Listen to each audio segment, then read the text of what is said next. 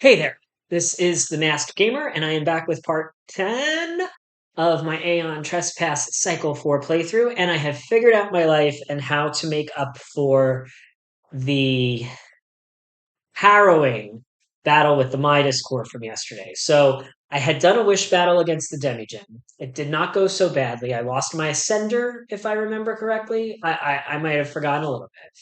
The Midas core battle went like shitty poo poo poo. So what I'm retconning is the Midas core battle is now the wish battle that I did, which has no consequence, and the Demigen battle is what I would have done for level 1, meaning that I now have I'm going to treat it as though I won that battle as I did. So I killed my Ascender. My Ascender is dead. I drew a variety of BP cards because I don't remember the exact 10 that I did, and I don't feel like fighting that fight because ain't nobody in the world got time for that. Gave myself the treasures for that, and that is how I'm retconning it for now. And I'm ready. It means I'm ready and willing to go forward again. Now, what I have done is I realized I forgot to turn on my little sound thingy, which is going to be important today because we're going to be doing day stuff, which is narration stuff. So let's turn this back on and connect it, and it's connected. Okay. So what I need to do that I need to do in the app is I need to subtract 3 Argo Fate because we did that. And then we can move on and continue with our journey. I also am not going to retcon any of my battle technologies because when I look at my timeline, I have a two two combat upgrades before the next timeline battle. So I'm going to use the first one to give myself this crap that I need for the Dahaka fight because I'm going to assume that is going to happen before I get to the next timeline. And then I'm going to use the second one to do my. Use your words, Greg. I'm going to use the second one to upgrade the transmogrify card to help me with Midas tokens so that when I get to that final level 1 battle, I can make a decision, an informed one hopefully, as to whether I am going to fight the Midas core or the Demigen. It'll probably be the Midas core again because I need revenge and I need to do it right, and I'm not going to have time. No, I already have the Wish Armor, Wish Deflector. I already have Wish Deflector, which I probably did not need to get. But I have both. I'll have both. I'll be able to make an informed decision at the time. So, with all of that said, we're going to go on to the advancement step of this round. Um, that's what I wanted to do. No, no, okay. So yeah, this is what I wanted to do. So what I didn't do when we did the wish battle is I did not play the narration for the Demigen battle in case you're watching this and don't own the game and you want to get all of that experience. So what I'm going to do first, before anything else, is in our retconning of everything, we're going to pretend that I did the Midas Core Dream battle and that yesterday's fight was against the Demigen, which means we're going to play some Demi-Jin narration and show the Demi-Jin battle photo. It's going to be better if I do it from the top. Ooh, and here's the Demi-Jin battle photo with this stuff. There's a bunch of stuff. There's a floating white Titan Knight thing. Okay, so battle setup, Demi-Jin battle, go to paragraph, and we will listen to this.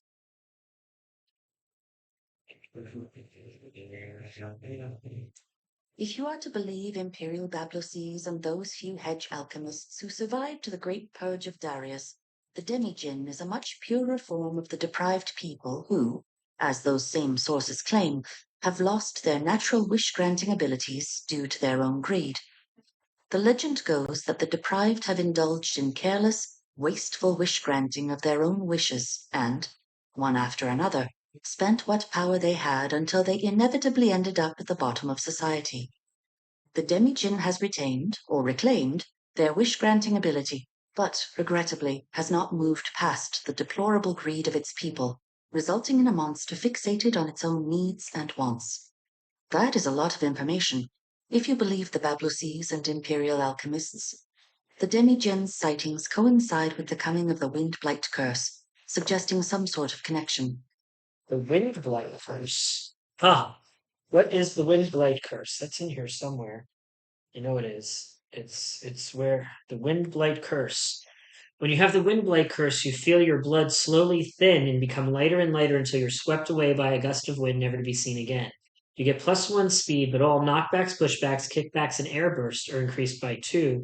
And when you're about to suffer knockdown, you suffer float instead. And we know float sucks because we got floated and knocked down in the last fight, which sucked. I hated it. Okay. So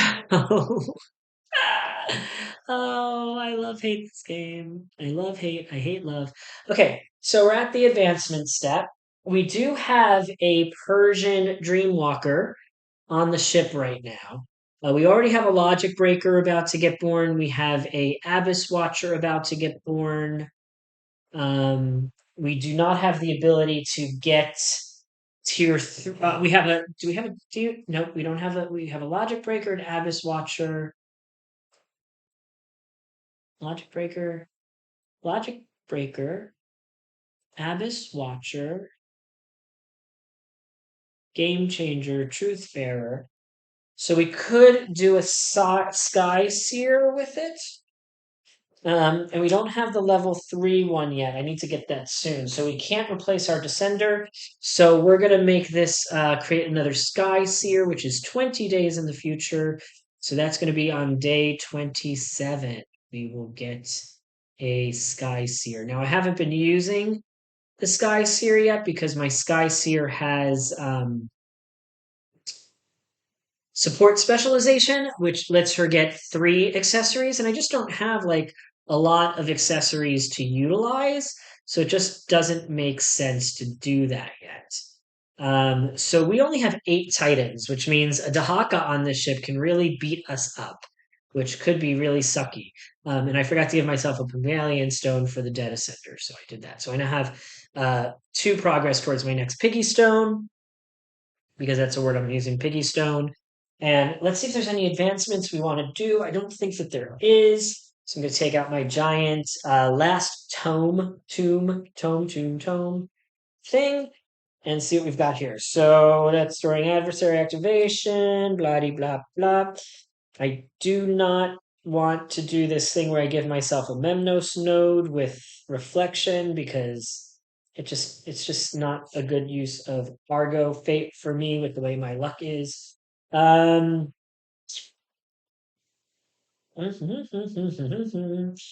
are all city things. I could train Titans with patterns and stuff, but I don't really think I want to do that. Well, let me see what I have here that I can train. I can't do Scorch. Just go. I have this written in the sheet. Blah, blah, blah, blah. I can't do Scorch. I can't do Monseigneur. I can't do Harsh Conditioner. I could do Hyper Time, but it's useless. Hyperborean is useless. But I don't think I can do that anyway. Hyper Time is on somebody. Hyperborean is not. Heavy Gear Training, not useful. Canal Runner, not really useful. Maze Walker, not useful. Fronian, well, who would want that? Not useful. Iapetian, not really useful. Umbral, not really useful. Zen, definitely not useful anymore. Sisyphean. Sisyphean ain't bad. Sisyphean lets me get to a thing at 4, but is that one of the things I can train? I can train strains. Yeah, I could train a strain onto somebody. This could be good to change the battle table for like the returner potentially. Support specialization I can't use, and Promethean is a strain as well. Um, hmm. Oh, strain Kratos, strain conditioning. I forget how this works. One pattern training or pattern conditioning. One pattern strain. Yeah, I think that's add all pattern cards. Cycle one pattern card, cycle two pattern cards. Every time there's a tiny pattern card. Yeah, these are both patterns. So I could do Sisyphean or Promethean. Promethean lets me lose damage, but it's really not excellent. Um, my returner is already Aegis bred, which is fine. Now, if I take Sisyphean and I look at this returner here, I feel like that is gonna be much better for her. So I'm gonna go ahead and actually do this. I am going to gain +1 Argo Fate, and I am going to, with Titan Genetic Memory, I'm going to put this 7 days from now. So 7 days from now will be the 14th. That'll be after the next fight. So maybe I will want to wait. Maybe I'll want to cycle out the returner for somebody else since she's training. Returner, Sisyphean strain. And that'll let her get an extra red at 4 rage and just some better stuff than what she's got on her Kratos table. Because the returner's Kratos table kind of just sucks. I'm gonna put that in the I cannot use file, and this will be the kind of useless pile. We want Promethean to possibly that might be useful at some point as well. Hyperborean is garbage, is garbage. So these are garbage. These are not okay. This is kind of okay. These are currently unusable, and so I did that. Next, let's see if we have anything else in here. We could do some trading, but I don't think doing trading makes sense for me right now. And that's that. All right. In the armory, just to see if this stuff we got from the Demigen lets us build anything new. We could make an Eclipse Shield. We don't need it. We could make a Feather Mace. We don't need it. We could make another Feather Cataract, which could be potentially nice, but I don't think it's worth spending any mats for. So we're just going to press save and move on to the story step. There's no story, there's no doom, there's no end step. So we are going to officially explore this tile and then we're going to move on. So we are going to move down because we're trying to move away from our. So the adversary is over here. Here she is again. Scary, scary thing. Scary, scary, scary shadow monster. And here's our ship. And we're going to move south to 54. Boom. And that's where the Argo is. And yeah. So let's reveal this. Here's our new tile. It's very pretty looking. There is a tower. We're going to get an R&R event. We don't get any progress, which sucks because we still need one more progress. We'll get it soon, I hope. Um, we'll still be in cloud territory. I am just seeing if I can find any hidden numbers. I know I can't because I can never see them even when they exist. So if you're watching and you know there's a hidden number on tile 54, please give me a hint as to where to find it, and I'll do so in the future. But for now, that's just going to go here.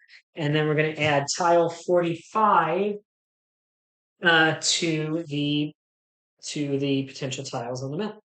I don't know why I have that there. 45. Ugh, this 40. Okay, so here we are. Locked, loaded, and all of that.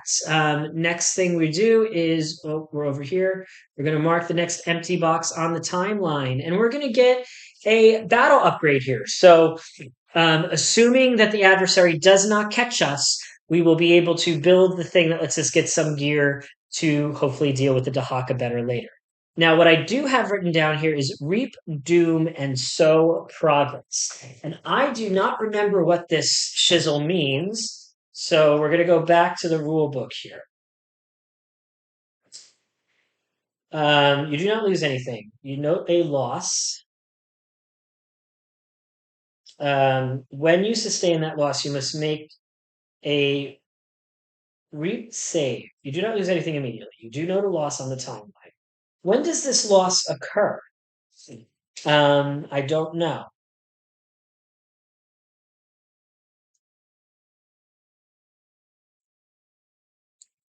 Blah, blah, blah. Just says something about tally marks. It doesn't really say. So I think these things happen immediately. So the first thing is we have a reap do. Can I hope logic that? 5 days when you sustain that loss. So I think I can try to avoid this doom from reap with hope logic, but my Argo Fate is already at 4, and the Dahaka's coming. I'm gonna need to use Argo Fate to reduce that movement potentially, and all of this stuff. So I'm gonna not I'm gonna not try to do that. I'm gonna take that first hope. Now the problem here is I need to make a reap save of 6 or higher. If I fail, I will place another event of the same kind 5 days from now. So this could be terrible. I don't know if I can use fate to re-roll this or not. But I rolled a 6. Thank gosh. So I do not have to do this again. Mm,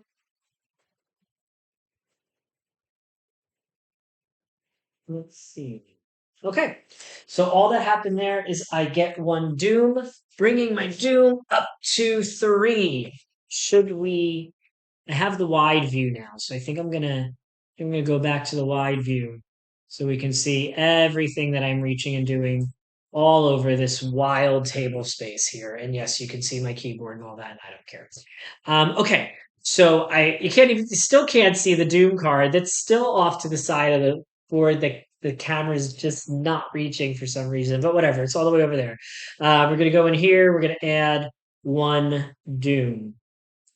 Now, when was I able to do this? Each time you gather a progress token, you may place it on this card instead. When there's 3 here, you can make a doomed investment tally mark and draw a random wished gear. Oh, so I need oh shoot. So I need one more progress for that and one more progress for the card. But if I am still on story 1A,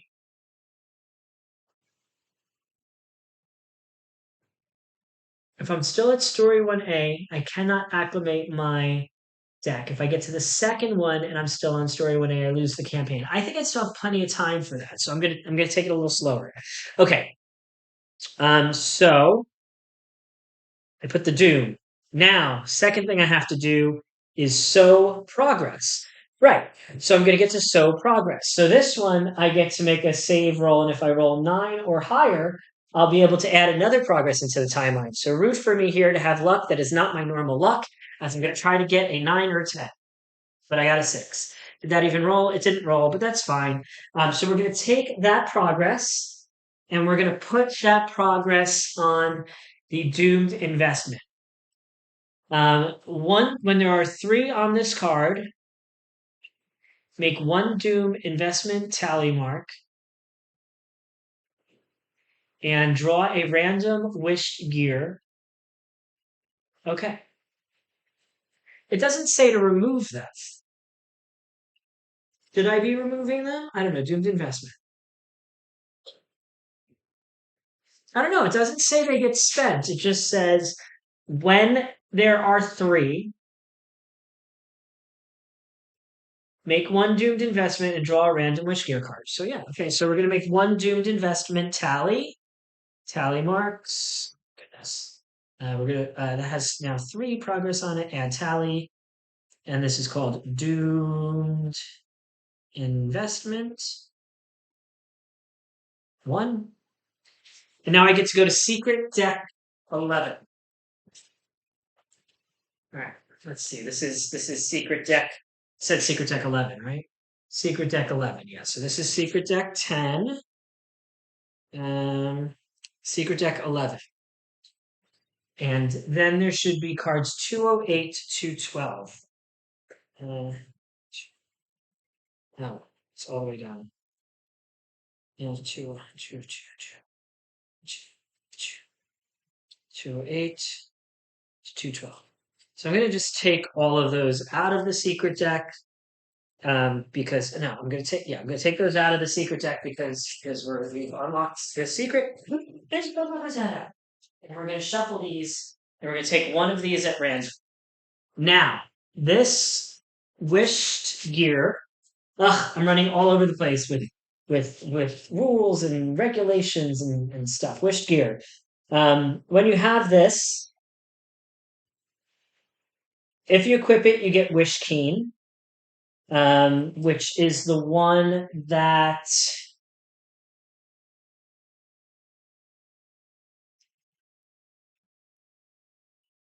the wish always get bigger. You can choose to have the primordial do a signature against you. If you survive, you get enriched and get a positive precision. So that's actually not such a bad thing to happen.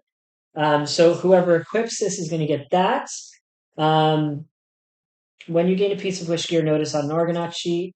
Whenever you have to do battle, mark a node off. Once there is 3 nodes, it will disappear. You can keep it a bit longer by spending +2 wish. Once you have marked 3 nodes, it will disappear. So you start with 1 mark, so it's only like 2 others. So let's shuffle this up and see what we get.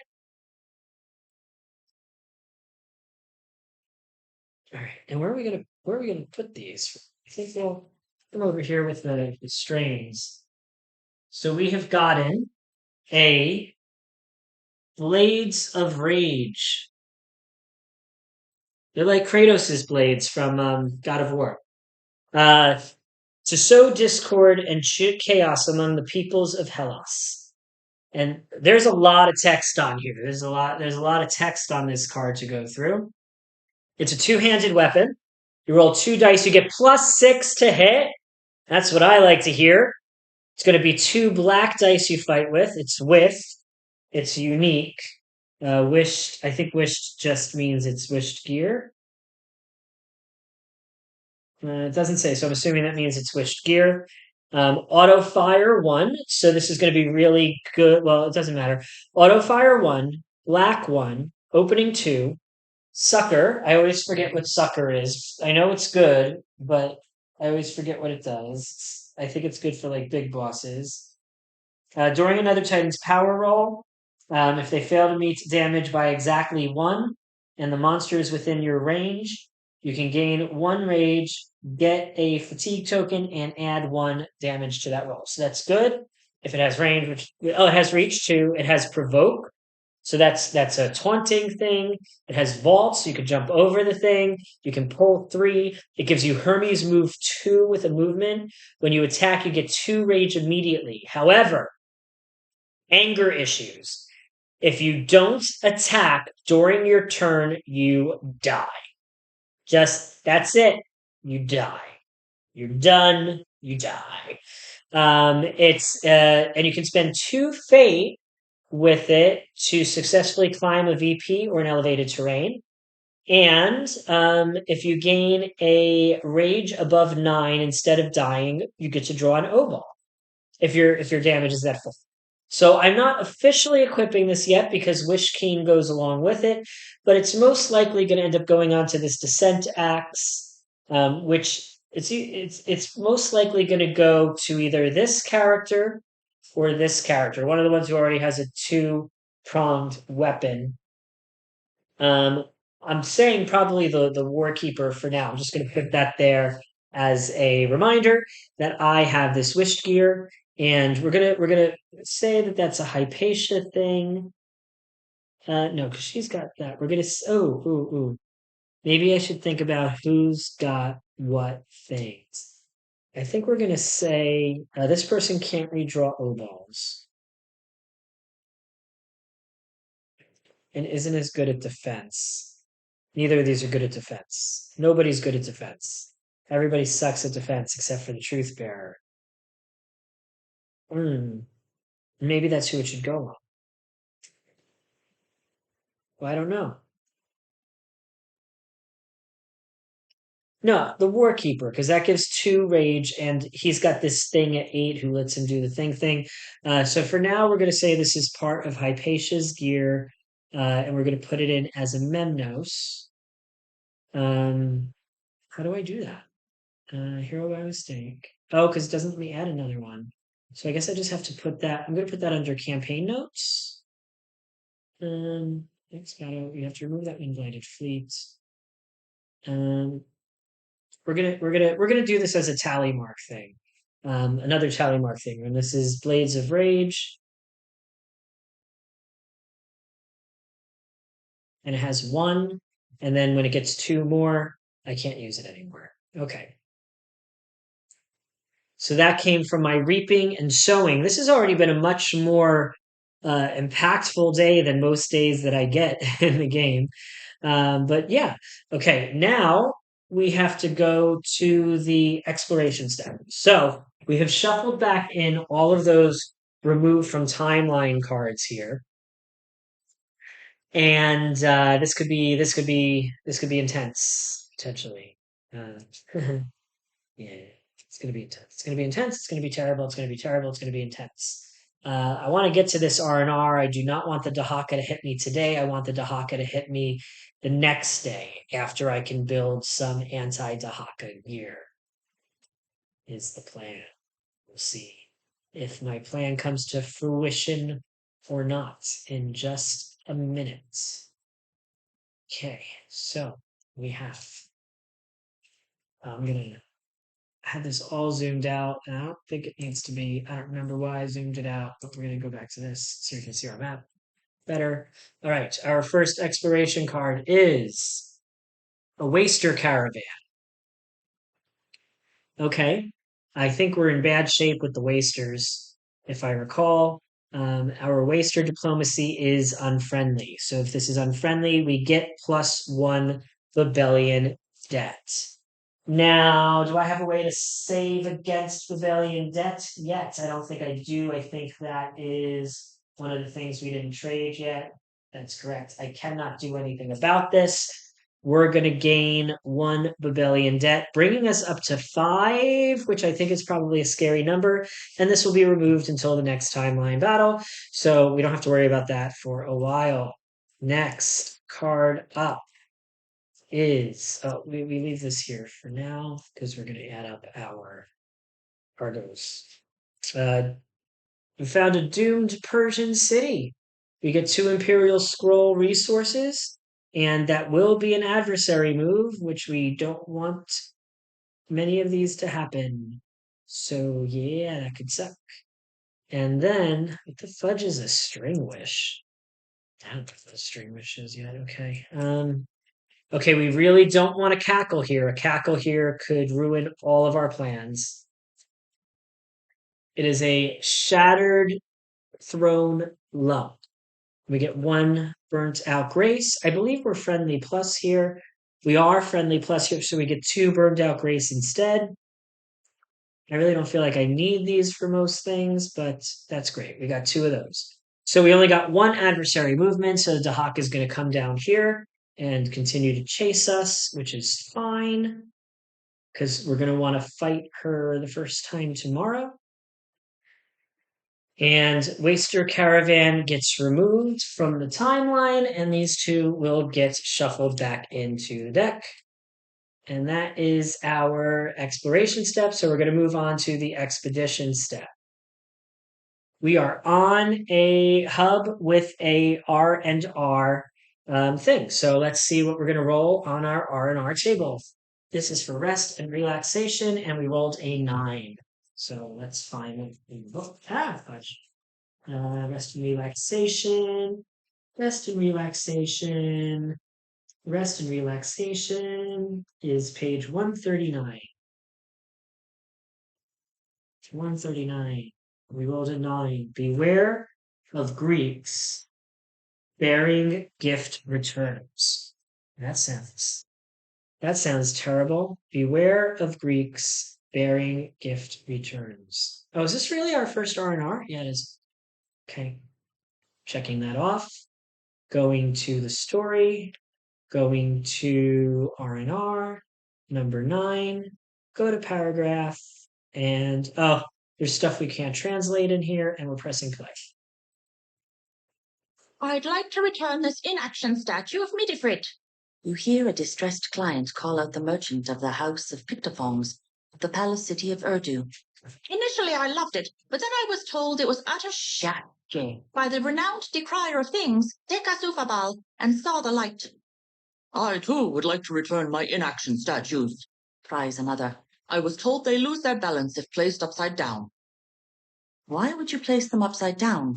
You wonder absent-mindedly, and look at the Pictophong statue you were about to buy for yourself. Now you're not so sure. Someone said something really bad about it somewhere, and now you don't really know if you like it. Not only is your product shabby, continues the first buyer, but you're also a liar and a thief, and you kick puppies. Kick puppies? What? That is the first time you see the merchant react. Up until now, he was keeping calm, offering returns or explaining things to his clients. Where did you hear that? Dekas Ufabal says you kick puppies and you like it. Buyer can barely contain his rage. How could you? How could he? And how does this Dekas Ufabal even know that?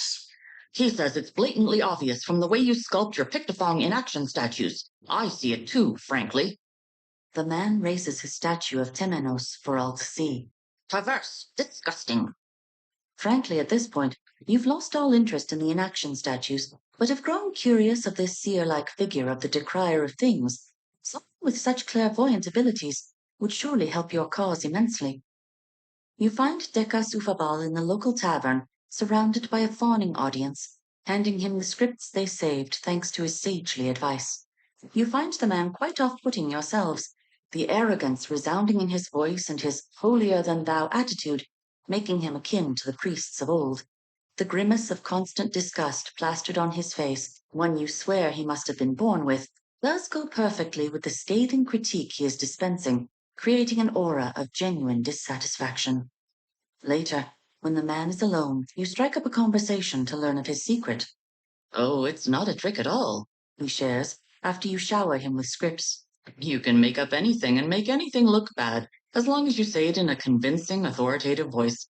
Nobody fact-checks these things. He tries to smile, only widening the grimace. Besides, I don't care for these inaction statues to begin with. Waste of script, if you ask me. A strange anger overwhelms you. He's the Persian equivalent of an internet troll. Every Argonaut gains 1 rage. Boom, boom, boom, boom. Oh gosh, with these blades of rage from Kratos, that's going to be wild. I can't believe they used the God of War blades. That's so funkadori. Okay, keep playing. Right. There we go. The next day you return with a rebuttal. The decrier is already gone. It seems someone saw him kicking puppies and liking it, and he had to flee the city in a hurry. You decide that maybe it was projection. It's always projection. Oh my gosh, these people kicking puppies. But the good news is I get to subtract 2 Argo Fate. The bad news is I should have tried to use Hope Logic the day before, but I didn't. But that was fun. Except for the puppy kicking part. We didn't love that. That wasn't great. Okay. R&R adventures are usually meant to be silly. They're usually silly funny. Usually silly funny. Although I did find a puppy in the first game, a little puppy made of Shadow Labyrinth, and ITU is going to be making a plush doll of said puppy and charging who knows what, how much, and I will probably buy it, even though I definitely shouldn't buy it. But we all know how this goes at this point. Okay. Next is the encounter step. There are no encounters in the timeline. Thank goodness. Next is the advancement step, where we're going to get a combat advancement, and as I stated earlier, we're going to get the thing that lets us make the anti-Dahaka gear, which is the Imperial Deprived Armorer. And I think I might even be able to make. I have my living gold. I only have 1 living gold and 1 cursed bloat sack, so I'm only going to be able to make the armor. not the dagger, unless I can trade some stuff. But I don't think I have anything to trade. The dagger's, of course, what I wanted more, but it's fine. This is still going to be great. It's going to be fantastic, and I'm going to be so so glad I have fit. He says. So that's it. We're giving ourselves the project list. We're giving ourselves the Imperial Deprived Armor, and that's going to unlock a lot of things. It's well, Babelian Lunacy sighting, which I needed to have before. Anyway, where does grassroots projects? I don't know. But this also unlocks the Imperial Deprived Outfitter and the Archimedean Ballista. So we're going to have to find these cards to add to our project potentials, which are, this might be wrong choices between, oh, grassroots projects needs high-rise projects. Okay. High-rise project needs a whole lot of shit. Oh, we're never going to get to this Babelian lunacy sighting. Who's kidding who here? Um, let's see. We have Archimedean Ballista, and we have. I was looking for Imperial. Oh, Imperial Deprived Outfitter is now something that we can learn because I think we have. Yeah, we have the Wish Deflective. So we're going to see what things that might open up for us. But yeah, we're going to put these back over here and let's take a look at these two new things that I am now able to make. Let's put our Imperial Deprived Armorer in here. There. I'm reorganizing my little book of uh, skills that many people find useless. So try to make everything more organized. I'm going to take these items, which are now in the pool of items that I can make. Oops. Technically, where did I put these? Where did I put I can make these? Oh, over here. Strike back dagger is what I really wanted, but I don't think I'll be able to have enough to make it because I need stuff. Right, here's my what I can buys. That here for now. And let's take a look at this Archimedean Ballista. Next generation of weapons utilizing the devastating power of the sun. This will lead to Demigen sighting. It's not a ballista at all. You can place 3 opening or 2 fire tokens in the Kratos pool. Now, this is actually really, really useful based on what happened in my previous battle.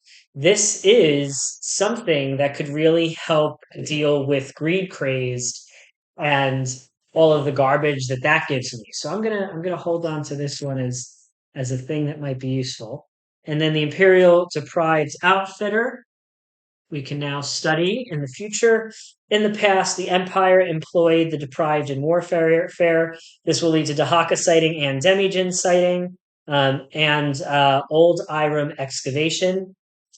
And this is going to give us 3 more things that we can potentially buy. And let's take a look at what these are. And then we're going to put them in the little future armory thing. I think it's going to be this direction. Uh, Persian. Okay, we got Persian pillow mace. We got hunger long knives, and we got imperial. Oh, good bows. We need bows. And let's take a look at this. All right. So the first thing that we would be able to build costs 8 imperial scrolls, which is quite a lot, and also some wish embryos. But I didn't see any. Wait, did I give myself the wrong thing from this fight? I did. So I should have wish embryos, but I don't know how many. I think it was 1. Yeah, I think it was 1 wished embryo, and I gave myself a cursed bloat stack instead. from my fake um from my fake Demigen fight that I did off camera. But anyway, the Persian Pillar Mace, here is what it looks like as an item. So, Persian Pillar Mace, and on the other side, all of its stuff. And this says nothing beats a rod of stone. You get 5 dice to attack, but it's only +1 to hit. You get fire two is day fire two. You get days. You get pushback one. If you get a full hit, you put diversion. The good news with this is if you get a full miss, you do fire two. You can also delete this to place an iron tower or terrain tile on an adjacent space. It's interesting, but I don't know if it's for me because I am a give me the precision kind of guy. Next, we have the Hunger Long Knives. These are Hunger Long Knives. Hunger Long Knives. On the back, we have There's never enough, there's always room for a little more. These are, you start with 2 dice. You can gain 1 or 3 Midas tokens to roll 1 or 2 more dice. +2 to hit. They're red dice, but you get 2 automatic wounds, which is pretty good. They're unique. You get reposition 4 afterwards, reroll 1. A crit miss is going to give you another Midas token. You can also Sunbask to add some openings.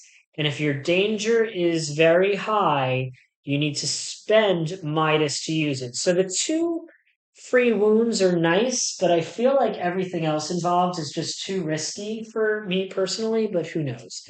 Finally, we have the Imperial Bow. This is the Imperial Bow. And on the back, it says ceremonial. This is 2 dice, +4 to hit. That's nice. Each hit will give you 2 red dice. So that's a 4 red die attack. Range 3 to 6, fire 2, reposition 1, cumbersome, commit as expected. Sunstarved gives you opening 2. And Sunstarved gives you opening 2. And at A4 plus, you get a free power removal. So that's a nice bow. We like that. When we have that would be good on like an Earth Shaker with the shield thing, I think. And that is what we would get if we build the Imperial Deprived Outfitter, which we'll need to do to level up our Demigen stuff. All right, so we did that advancement. Let's go to production and see what we can build. We can build the Lamalier preemptive armor. However, if we want to build the strike back knives, we would need strike back dagger, we would need 2 living gold. Now, is there a way for me to considerably trade to get another living gold? Because I'm in the advancement step, so I can trade. Let's see what my trade options are. So for an Argo Fame, I can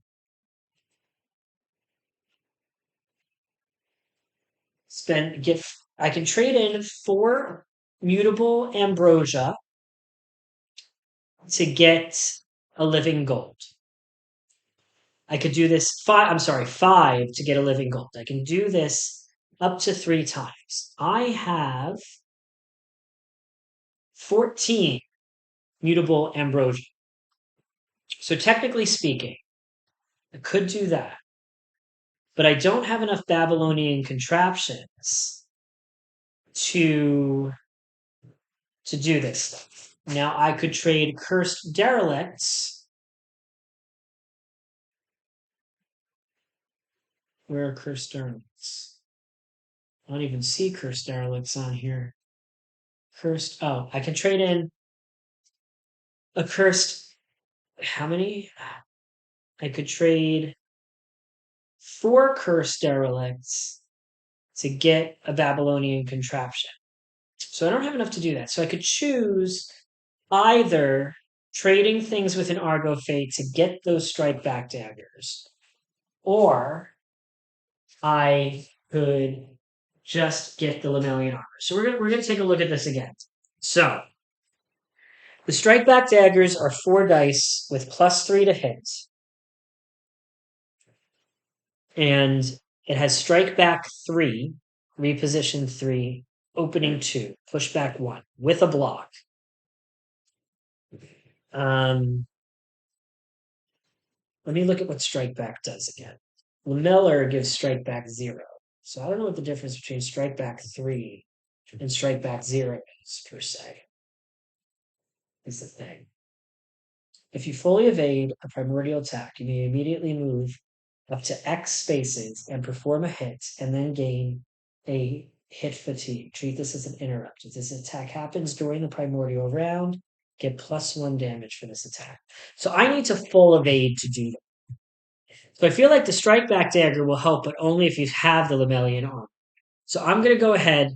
I'm gonna go ahead and make this Lamellaire Millennium armor. And now I'm gonna have to fight the Midas dragon next to be able to get the gear I need for the strike back dagger. But for now, I'm giving myself the Lamelier preventative armor. I'm going to want this to be somebody who can attack without moving in most circumstances. So this, oh, I know where this goes. This will go on. This will be part of the person who has the auric cloak, and they will use that instead. But that was the fire starter, which doesn't make sense. So maybe, oh, I don't like Goldthirst being on you. This is so hard sometimes. I think, I think, I think I'm gonna have to try to make this person be the evasionish person, which means I should switch the deck guard and the visage to give the rerolls on the Lamellaire arm. I think that's what I'm doing. Okay, so I've done that. That's all I can do for the advancement step. There is nothing on the story step this turn, nothing on the doom step, nothing on the step. So that is going to be the end of that day. And now this day, we actually kind of want the Dahaka to come and get us because we want to lose the Argo Fate and all of that stuff. And yeah, but we'll see if that works out. We're gonna move to this tile for now. Ooh. Revealing this one. We've got some more sand rivulets. We will be able to go south, but we probably don't want to go south because the place that's nice to us is to the left of us, even though we still didn't get any frickin' progress. This area is a desert. I mean, it's obviously a desert. It's literally a desert. We're going to look for hidden numbers, but we're not going to find any. We really don't want to go south from here because south from here is the Aristotelians that we are not friendly with, and to the west is still the Cloud Thieves who we are. We're going to get an adventure hub here, which is both good and bad. It's bad because I need the bathroom. It's good because we want an adventure hub. But if the Dahaka catches us as we want it to, that's not going to matter anyway. And we're going to put the next tile down.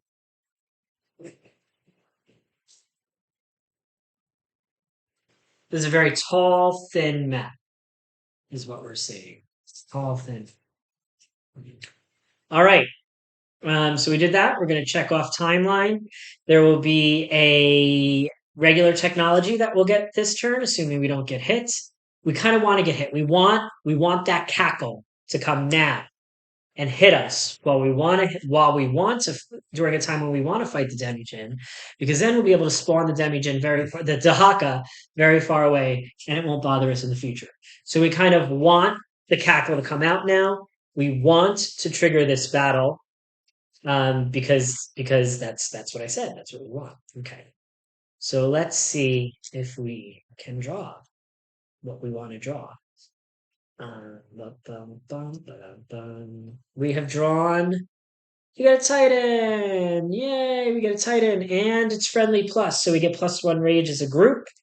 The person who needs rage the most is going to be our returner, so we're going to go ahead and give it to her, which means she's going to be a priority target for now. And we get 1 Titan. That's good. So we'll be able to level up another person. I think the only thing I can. We've already got Game Changer. We've already got Truth Bearer. We've already got Guys here. So we could give ourselves the thing that'll give us another tier 3 one. We'll see what happens. Next up, we have a Shattered Throne Fragment. Get 2 Burnt Out Grace. Unfortunately, it's not looking very good for us to get attacked by the Dahaka this turn. Unless we get that cackle. We want that cackle. We want that cackle real bad. We really want that cackle. Come on up. Come on up, cackle. Come on up.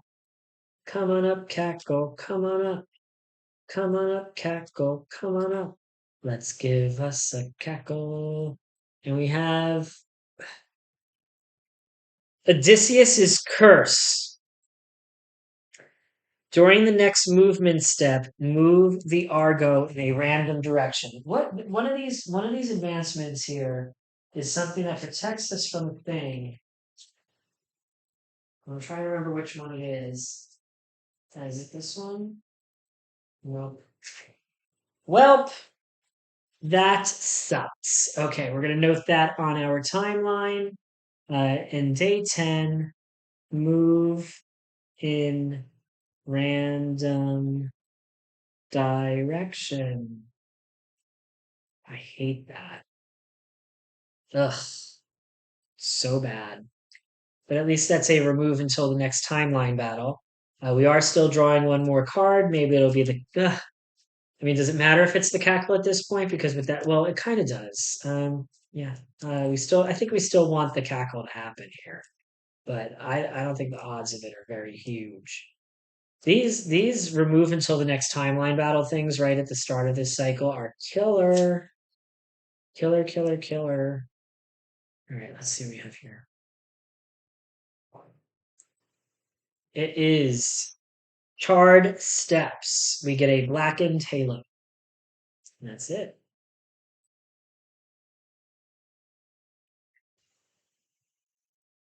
Okay. No movement from the Dahaka, which means I gotta hold it for a while. Okay. Next, we do the expedition step. It's going to be story time because we have an adventure hub here. So hopefully we'll get some stuff out of this. Let's see what we're going to roll. We got a 10. Why do I keep rolling 10s on this table? I don't know. Like I can't roll these crits when I need them, but I keep rolling it on this stupid table. So this means, I mean, the good news is we're going to get a wind blighted fleet on the inner 3 again, and that was a nice thing. So wind blighted fleet inner 3. And we're going to do Windfall again. I don't think our ability to do Salt Road is going to be very high, although we do get to do that all the way through story cards 1 and 2 for this scenario. But okay. So we're going to Windfall. That's on page 77. Oh, and this is the stupid thing that made the Dahaka spawn early before. So that just sucks in general, as far as I'm concerned, anyway. 77.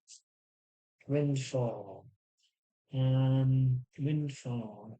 Oh, we already did Tragedy of Koth. We did 2 of these already. So that is ridiculous. Oh my gosh. Wow. Okay.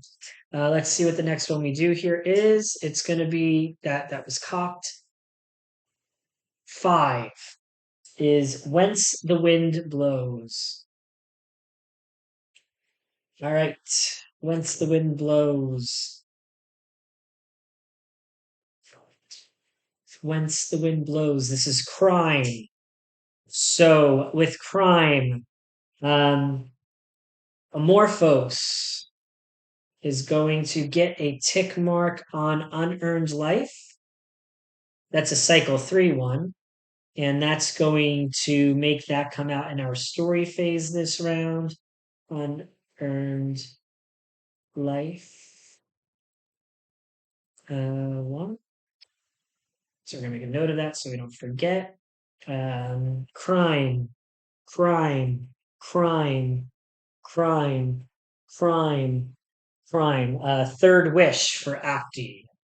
No, third wish. Okay. And let's get to our story.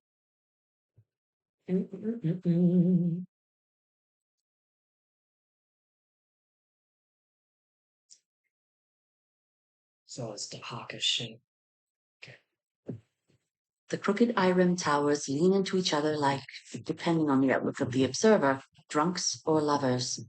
Sand has accumulated on the far side of this thicket, creating a sort of gigantic lean-in whose shadow a fleet of cloud ships can anchor, and even a massive city ship can rest and be repaired. In Parsifaidune's respite, the Argo has found a temporary safe haven. It did not come cheap. Parsa controls this scrap of land with exclusive trade deals and water rights, and you are in no position to negotiate. I have to lose 4 mortal or primordial resources. All right. So I don't have much in the way of mortal resources. I've got a bunch of primordial resources. I got a bunch of burnt out grace. Fuck the burnt out grace. We'll lose 4 of that. Still have 8 of those. But again, those like wildfires. That's fine. Back to story. The repairs are taking longer than promised, longer than you can afford to wait. There is someone down there among the workers, an agitator, stirring contentions, souring attitudes, sabotaging equipment and causing fights that inevitably lead to entire crews of the waster workforce laying down their tools and either striking or leaving the respite entirely. You find the leader of the rebellious worker sitting in a circle of foremen in a discreet corner of the work camp, at the foot of one of the crooked towers.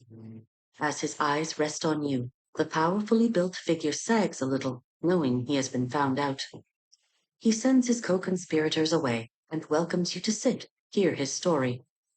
He was an Aristotelian once, now just a mercenary, when Imperial Bablos had come to him, asking for his aid to dismantle the workforce here, from the inside. Parsifaidoon, it turns out, has been taking on dozens of investments across thrice-cursed Persia, and rarely has he miscalculated. Piece by piece, he is monopolizing control of the major trade routes, positioning himself to profit from every trader, nomad, and desert traveler. Hard to believe the Empire didn't see this coming, one of you mutters. It did, the mercenary shrugs. You don't think he just stumbled into the right contracts? The Empire was the one feeding his enterprise, growing fat off it like a tick on a camel's back. But Parsa revealed himself too talented, threatening the Empire himself. Now what was accumulated will be divided once more. I always forget to define who the party leader is in Aeon Trespass Odyssey. So it's just always going to be whoever currently has the priority target token. So that's going to be Amorphos. Now, this is one of the things that they fix in 12 Sins of Heracles coming up based on the Learn to Play they just produced. There's actually a token that passes, so you rotate through everybody clockwise as to who the party leader is. And the storybook has an icon that tells you when that passes. So that makes things a little bit more easy to handle. But for right now, I begin the next battle with the enlightened condition. So we're going to find enlightened. I found it. And this is you may discard tokens and condition cards, excluding ambrosia. You cannot involuntarily gain tokens or condition cards, excluding ambrosia and trespass. Discard at the end of the first primordial round. So if I had Midas, this could get rid of it. But ultimately, what this does is it's going to prevent her from having any problems, which is fine because she's going to be the priority target token anyway. He. Amorphos is a he or a they. Amorphos is a they.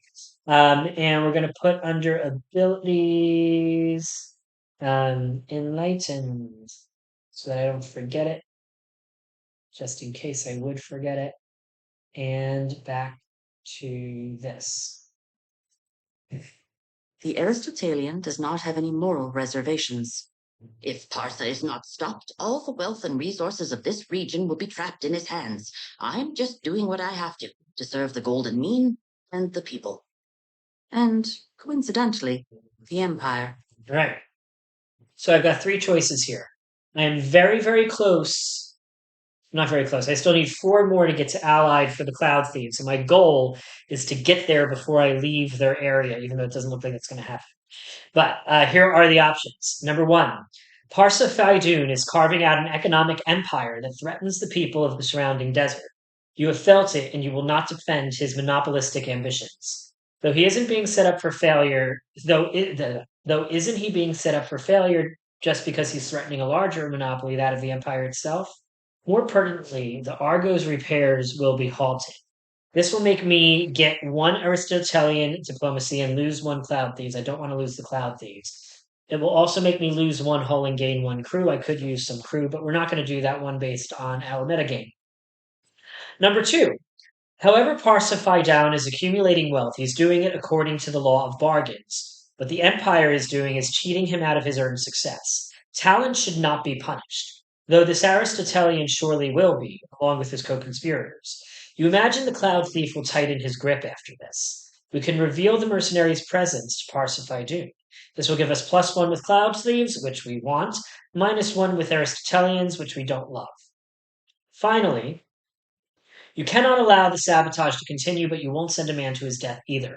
Though, is it the man you are trying to save or your own conscience? Because the man's convictions will not change, nor will the Empire, while the Cloud Thieves will remain in the dark about the whole thing. We can force the Aristotelian saboteur into exile. This will also give us +1 with Cloud Thieves, but -1 with Wasters. Our Wasters and our Aristotelians are currently both the same unfriendly. This third option does give us one do, which makes me think it's probably the best thing to do and will probably give us some progress. I was considering doing the Aristotelians next, and so that would line up with that pretty well as well. So I think what we're going to do is we're going to do that third option with the one do. We're going to go ahead though and give ourselves an Argo fate to try to avoid that with hope logic, and we rolled a 6, which doesn't bring it. So we're going to add one doom. Boom. That is 4 out of 5. We're right on the cusp of badness there, but it is what it is. And we're going to give ourselves +1 with the Cloud Thieves, bringing us to 5. -1 with the Wasters, bringing us to -4. Almost a lost, which we don't want to get to with anybody because that's just bad. And then we're going to see 46. Ooh, oh no, I turned too far. There's there. 46. I just like to see what the other things would have been. The first one is absolutely nothing would have happened. The second one is we would have gotten Rebellion, Debt, and 2 Titans.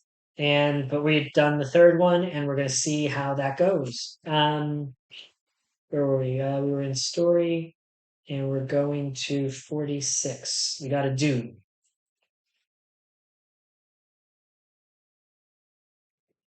There is no gratitude in the Aristotelian's eyes when you see him off to the edge of the respite settlement. Not that you'd expected any. This land chokes in the grip of greed, and instead of fighting against it, you enable people like Parsifaidoon to gorge themselves on others' misery? The party leader's gaze remains unchanged. Do you remember who hired you to do this? Whose interests you served? The Aristotelian saboteur looks at you as if he wants to punch you, but then lowers his head, defeated. I do, he whispers, and leaves without looking back.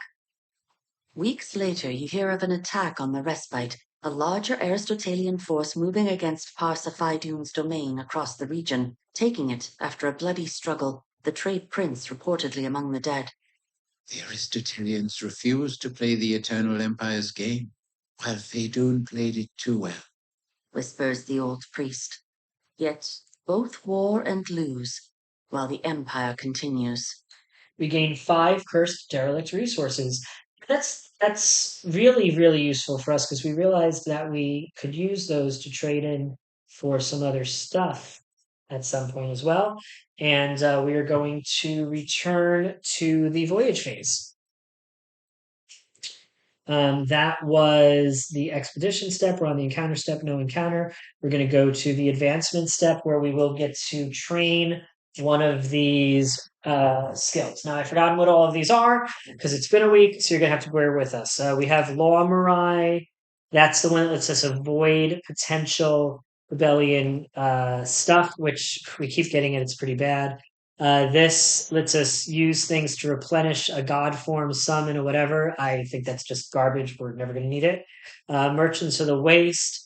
We'll add a trader card to the exploration deck. And um, we can also use that to gain Babelian debt and potentially get some more mats, which is not terrible. Plutocratic democracy. We can lose 6 mortal resources, gain 1 Argo Fate, and gain 1 diplomacy with any faction. That's very useful, but I don't think we're going to use it yet. Sandstorm navigation. Let's just ignore a card on the map. We don't have enough to get that yet. And then Superior Titan breeding. This is the one that lets us get a returner, a descender, or what have you. I feel like we just really need to do we need to do that right now because we're running low on Titans and all of that stuff. So we're gonna get Superior Titan breeding. Project list. Superior Titan breeding. That leads to Argo Cloud operations in the future. Let's find that. There's just not that many of these in this thing. Argo Cloud operations, the next one we're going to get. Here's what it looks like. That is, by expanding the cloud feat, the Argo will be able to maintain its presence during high altitude battles. We do need sandstorm navigation in order to do that, which we will be able to trade soon. It will lead to something called salvage operations. Most importantly, this increases our Argo limit to 5. This is going to be very important for us to get next. So we're going to go ahead and put that on the top here. We need to do sandstorm navigation first, and then we can do that. Yeah, okay. So we've done that. We're still in the advancement step.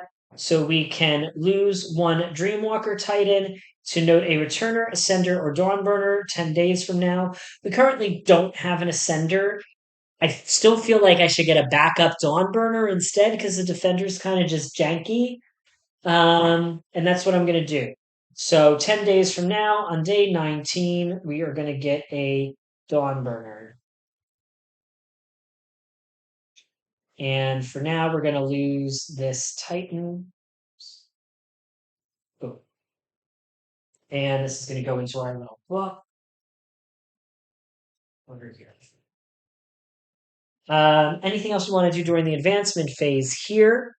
I don't think so, because I don't want to do all of the trading to get these strike back daggers just yet. I don't think. Because we would have to, what do we have? We have no living gold, and we have um, no living gold, and do we have enough Babylonian contraptions? We only have 1 Babylonian contraption. So we can't even trade enough because you can only trade 3 times. So we can't even get it yet. So I'm not going to do any trading. So that brings us back to timeline. We go to the story step where we will read Unearned Life number 1 for Amorphos, whose assist will go up to a clutch. This is from the Cycle 2 book. So I'm not going to go back to the Cycle 3 book. So I'm not going to go back to that narration, but I will read it for you here. That's not Cycle 3. This is Cycle 3. Well, we'll see. Maybe I'll read it here. Well, it depends on how long this is. I don't have so much voice. That's not so bad. Yeah, I'll read this. The dream is more vivid now. You raise the cup of wine to your lips and observe the crowd, the busy people of the polis, going about their daily business, while you, the noble born, can take up a more leisurely approach to life. We have earned this, my child, said your father, a wealthy, influential priest, when you asked about the people scrubbing the marble floors in your villa on their knees. Some are born with a fire in their chest, a drive to succeed, while others are lazy and want everything given to them on a platter. Do you think they work hard? Do you know how hard my father had to work to raise his station from a freed slave? You have accepted this truth, for nothing was equal in Hellas, but everything was just. The gods rewarded those who worked hard and were pious, punished the lazy, and ignored all those who did not stand out. The natural order had emerged, and order was good, reassuring. It gave you a sense of anchorage and continuity.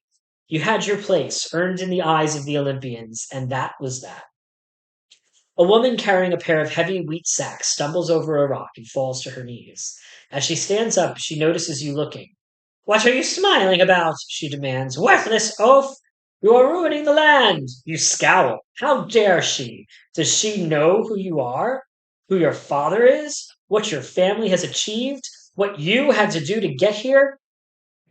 It is easy to criticize those you envy, you say calmly.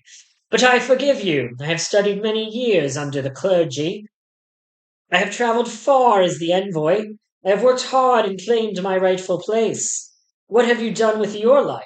Do you think you will achieve anything by carrying sacks of wheat? Don't blame me or the gods, blame yourself. I get +1 rage. So this returner is starting the next battle with 3 rage, if they remain a returner, that is. Anyway.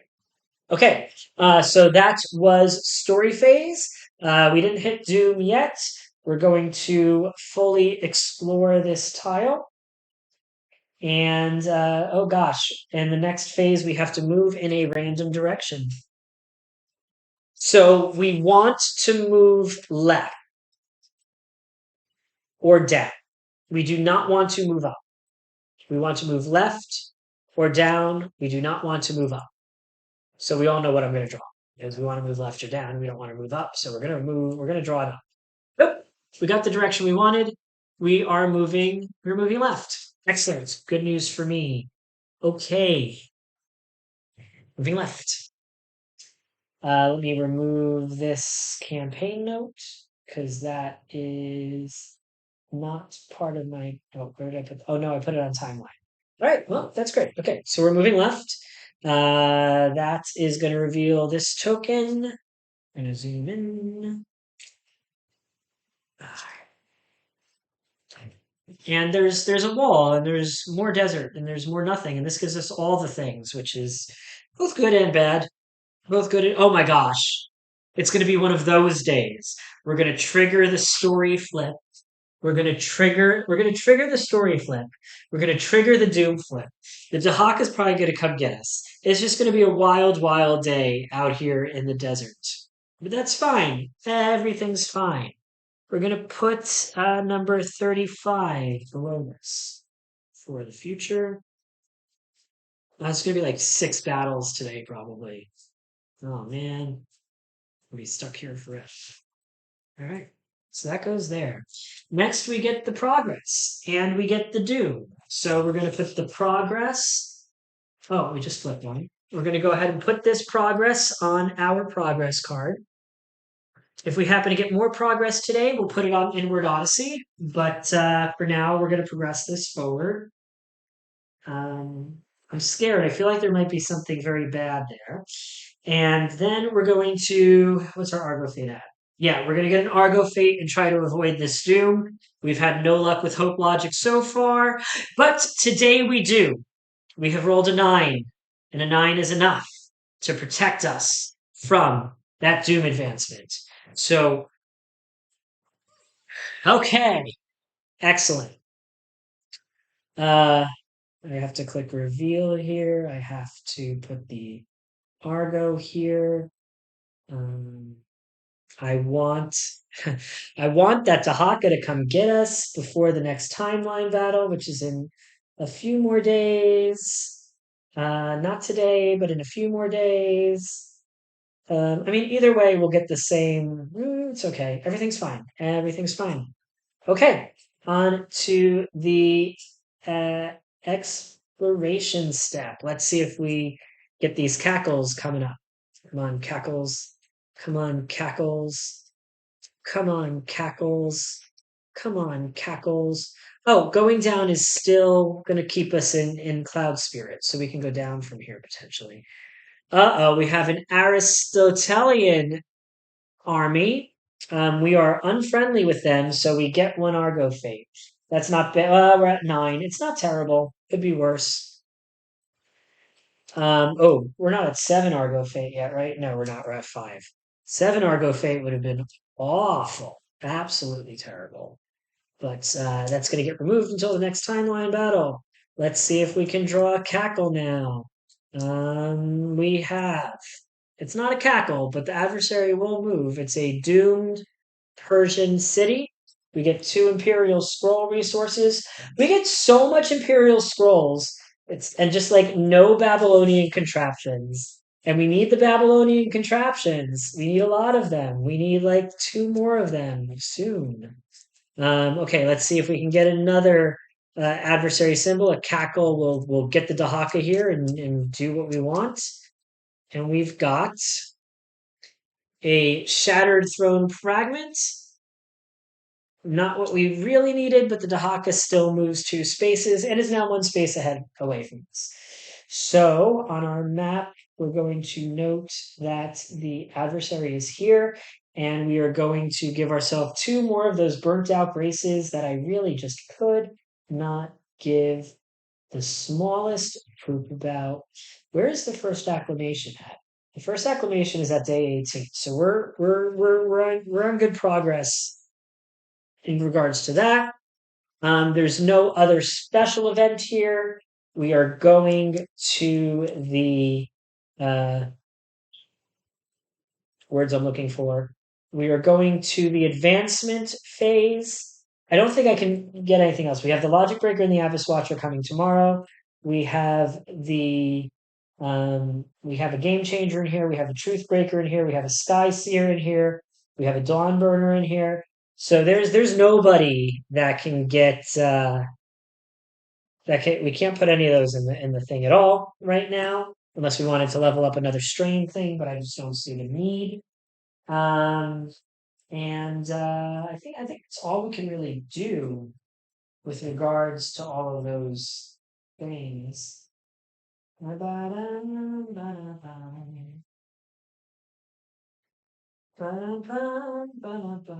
don't think there's anything that being city. Not that I can tell.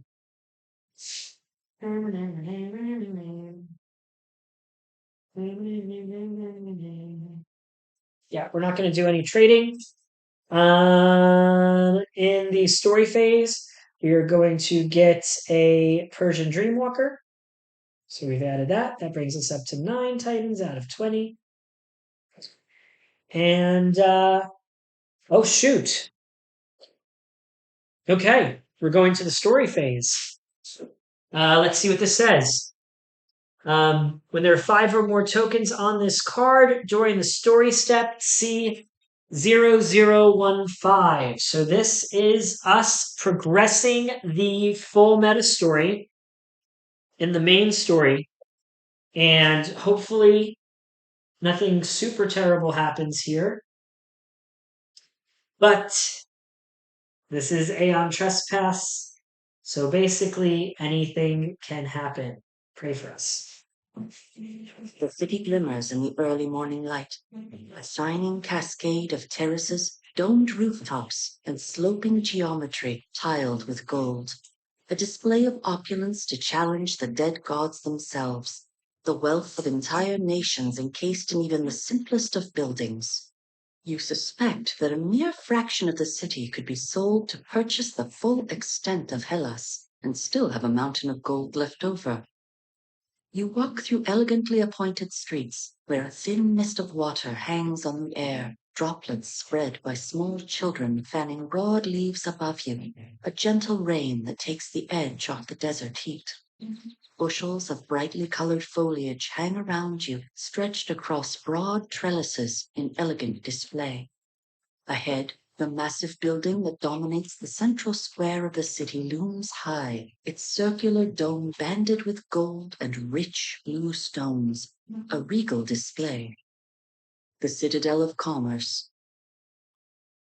Inside, you are seated across a broad desk from a narrow-faced man of some years, his wrinkled face weighed down by golden earrings and a heavy headdress of office. He sucks on his cheek as he considers your plight. You are not recorded in the infinite ledger, which in the eyes of the Eternal Empire makes you incapacitated. Free game. Carrion. Legally speaking, he adds quickly. Scheherazad's voice echoes in your minds. Beyond the law of bargains, there is only death. Then put us in your damn ledger, you demand. We submit ourselves to the law of bargains. And so the Bablos begins to etch unknown words in his little book, and with each passing hour you sink deeper and deeper into a mire of rules and regulations. You have a vague feeling that you are being taken advantage of, but cannot put a finger on how. What is your business? The Bablos question rouses you from your stupor. He points to the door with a short, stubby finger. Whatever your decision, you'll need to register it elsewhere. Okay, so we have three choices here. Choice 1. If you present yourselves as a trade partner to the Empire, you should gain respect with them without appearing overtly hostile. Some of the more affluent people may see you as competition. Declare that you are a merchant vessel. This will give you wasters +1, cloud thieves -1, which sucks, but it will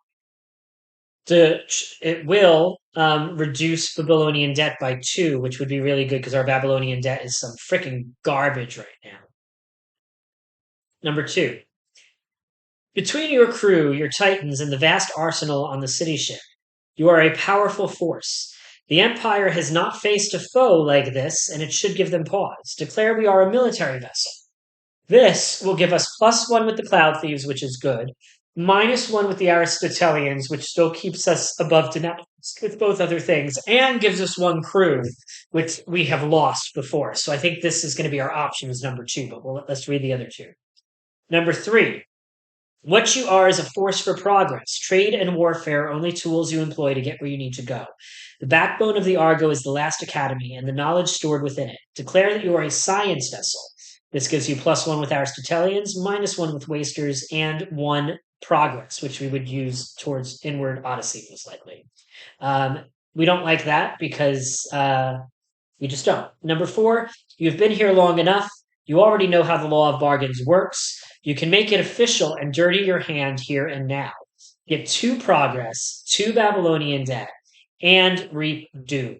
I feel like that's probably the correct answer, but we're going to choose the one that gives us the Cloud Thieves diplomacy because that's what we're going to do. So that brings our Cloud Thieves to 6. That lowers our Aristotelian to -4.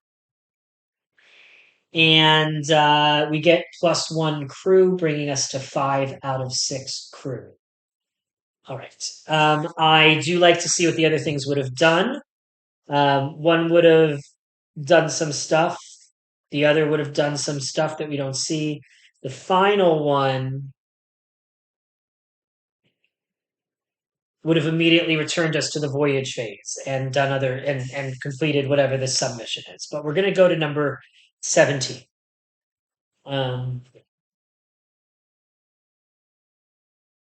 It would have been nice too. It would have just given us some resources and stuff, but we would have gotten some doom. We would have got. I don't want any more Babylonian debt. We've got enough of that. But here we go. The air in the Tower of Military Subsidies bristles with tension, the sounds of marching feet echoing down long, hollow corridors, while grim-faced mercenaries and new conscripts alike stand in line, impatiently waiting their turn. Bablos officials dictate who has the right to bear arms within the desert, ensuring not a single arrowhead goes unaccounted for within the borders of the Eternal Empire. Curiously, you hardly see any regular soldiers of the Imperial Army. In a remarkably short time, you filled out the required declarations, registering the Argo and its crew as a mercenary entity available for hire. We get +1 Bablos written. I'm keeping track of that with a die because it says note, which means it should be only for the scenario. And we're noting warfare, obviously. Now there is the small matter of registering your weaponry. The senior Electrum Bablos handling your case unfurls yet another scroll in front of you. Any siege weapons, exotic designs, or experimental devices need to be recorded so that your contracts are filed under the appropriate taxation brackets. Oh my god, I'm filing taxes. I have two choices. Number one, what the Persians don't know won't hurt them until it hurts them, but that would be the point.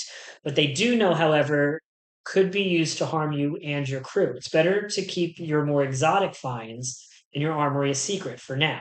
We could choose to only declare mortal weaponry and get +2 Argo Fate and mark T6.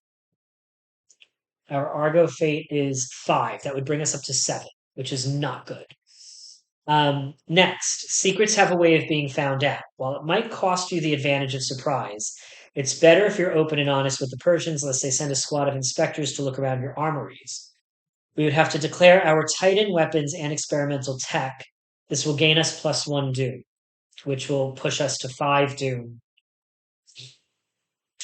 on the thing, and we'll have to do that Doom card right after this.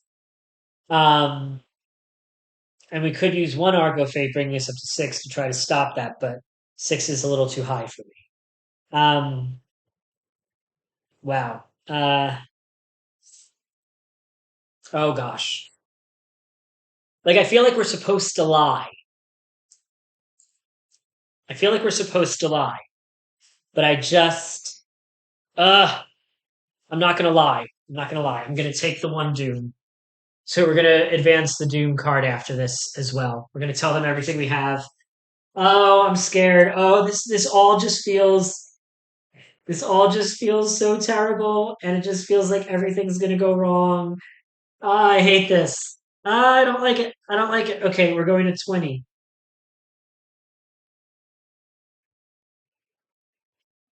I'm waiting for the narration to load. Here we go. 20. The Bablos officiants of the Tower of Scientific Acquisition are mercilessly thorough in their review of your goods, combing through every detail thrice. Not one piece of unusual technique or component harvested from a primordial is missed. Their cold and calculating eyes betray no fear or wonder, as if they have seen it all already. Eventually, all of your exotic goods are registered and quantified, reduced to an arbitrary value in gold, and your writs are possessed. Okay, so we get another Bablos writ, so that brings us to 2. And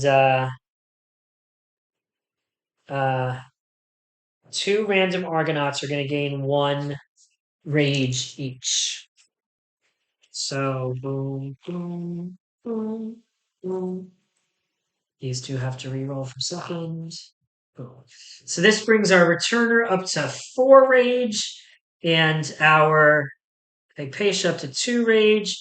And then it says, if the party has a combined rage of 6 or higher, go to this. And we have a rage of 8. Oh my god, is this going to be death? I don't know. Oh, this is going to be terrible. Oh, I hate everything. Oh, I can tell this is going to be so bad. Papers, queues, bureaucracy. You can feel it all starting to blur together in your mind, a non-stop assault of mind-numbing droning. Each of you can feel the impatience simmering within you, building, rising, and finally it boils over. Just as you feel ready to grab the Bablos by the neck and shake them, bone-chilling sensation washes over you, and you are instantly aware of a surge of fury. The raw anger of a Titan, locked away in your stoa. The rage spills over, and the Titan overpowers the Antikratos protocols. With a wrathful roar, they break loose, ripping out the restraints holding them, then charge headlong through the stoa to the gargantuan gash in the side of the Argo, and then they are gone. As quickly as the moment began, it is over. What is this accursed place doing to you? That was no mere anger. Okay, so now we lose one Titan.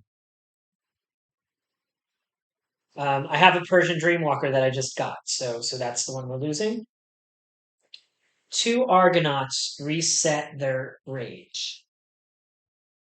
Now I'm kind of scared that this might happen again.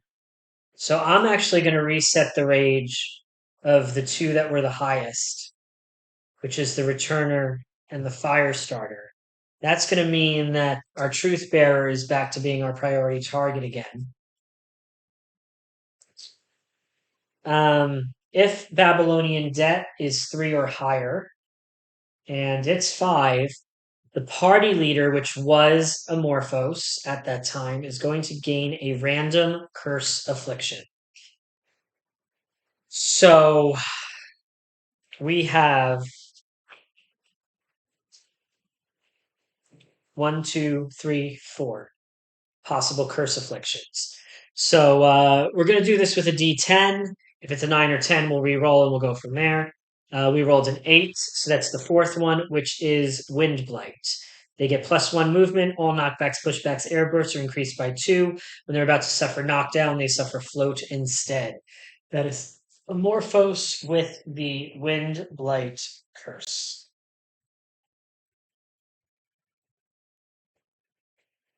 I wish they gave us cards for these, because it's so hard to remember this stuff. Okay, that was terrible. We do get +1 inward Odyssey. Only once. It says only once from this paragraph. So yeah, you could definitely get sent here multiple times. So I'm glad I did what I did.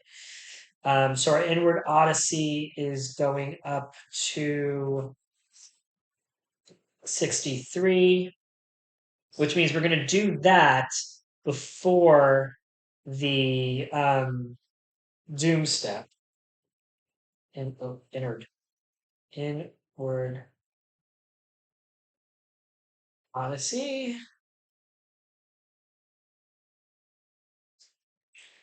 Return to the previous paragraph, which was 20.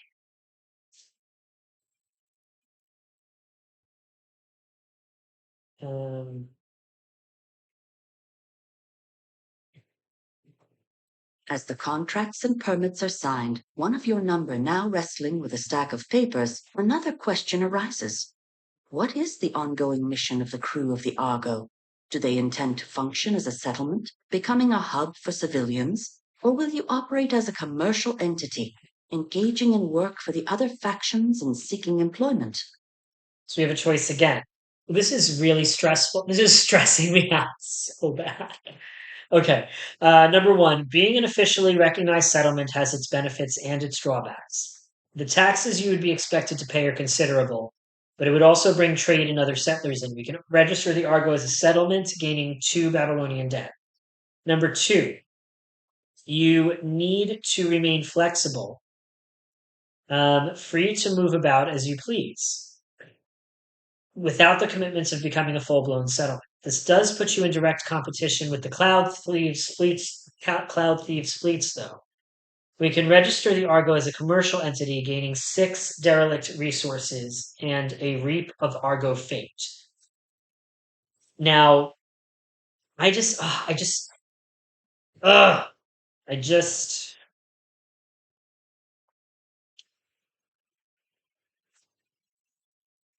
I just don't think I can afford any more of this Babylonian debt shit. So we're gonna do this second thing, even though I'm really worried that it's gonna fuck up my Cloud Thieves reputation. But whatever. We get 6 cursed derelict resources, and we put a Reap Argo Fate in at day 15. Reap Argo Fate. And the good news there is that we'll be able to lose some stuff. It does not say to add a tally. Do we always add a tally?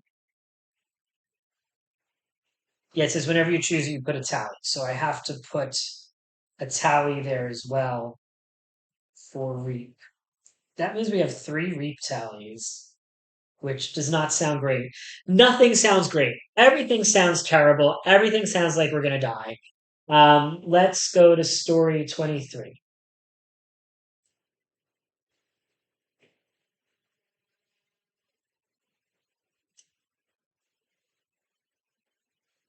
It's loaded.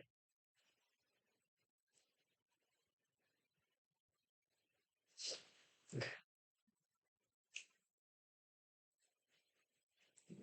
Making your way to the Tower of Outbound Trade and Opportunities, you are immediately struck by how many opulently dressed cloud thieves you find there. The traders of the skies line the halls in their dozens, all clamoring for exclusive rights to trading in certain resources, from the relics of the lost Babylonians to the onyx stone and glass of the old Irem pillars. Here you learn that Irem and old Irem are not the same. All see potential for profit in exporting the riches of the desert, and yet none have won the Empire's favor and secured the niche. Yet, the Bablocies watch, encouraging fierce competition, driving the price down or up, until finally they select the lucky few who will do the work for next to nothing. The Bablos you speak with is able to offer a few temporary rights to the Argo, layers upon layers of provisos lurking behind the agreement, but eventually you have a permit of export, another step closer to your goal. Only one matter remains in your attempts to gain free reign of the desert. Okay, I get another Bablos ring. If my Babylonian debt is 6 or higher, which it's not, so I get to go to 27.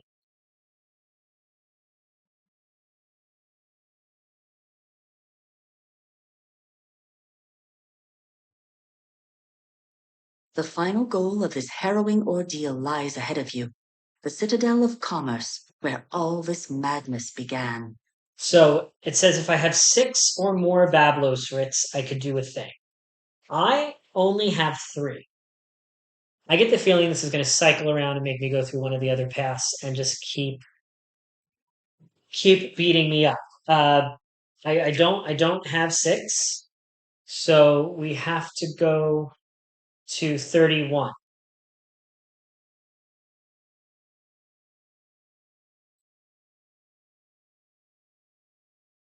This is maddening. The Bablos shakes her head over and over, leafing through the veritable mountain of papers you have gathered. The clicking sound of her tongue behind her teeth echoes thunderously in your skulls. No, no, no, she sighs. This won't do at all. You've done this all wrong. We did exactly what we were told. Exasperated, your leader struggles not to jump to their feet. Maybe that's the problem. You don't think for yourselves. Persia is a land for the quick-witted. You're missing so many forms, she counters. You failed to report all your business interests here in the Eternal Empire, as well as a dozen other gaps in your papers. No, I'm sorry. You'll need to start over. She pushes the stack of parchments back towards you as you numbly stare at her. All of this, only to be shoved aside at the last hurdle? You can't believe it.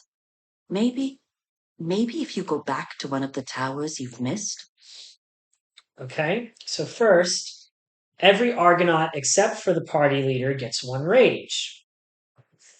Oh my god, this is like seriously like they have made in a game it as bad as dealing with a voice operated recording with health insurance. Good job. If the party has a combined rage of 7, we don't. Our rage. Oh no, our rage is now 6, so that doesn't happen. So we can now apply for traders. We could. The Argo has goods to trade. Surely there are buyers. Plenty in the desert. Surely registering as a trader would be a smart move. We can apply for a trader's license. We can't do the second one because we already noted warfare. The peoples of the desert are combing the sands, looking for lost ruins and hidden treasures. Couldn't have hurt to have the needed permits to partake of this boom yourself. You can apply for an exploration excavation permit.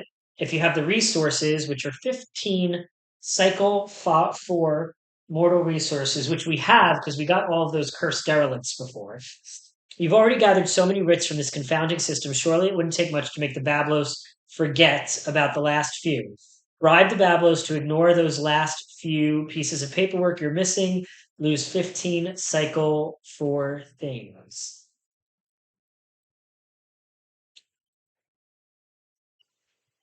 Um,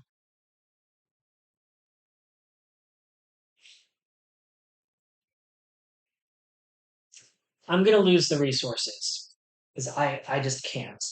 We'll lose 3 Imperial Scrolls and 12 Cursed Derelicts. I think this is going to bring us to the end of this absolute nightmare. I hope. Dear God. C33.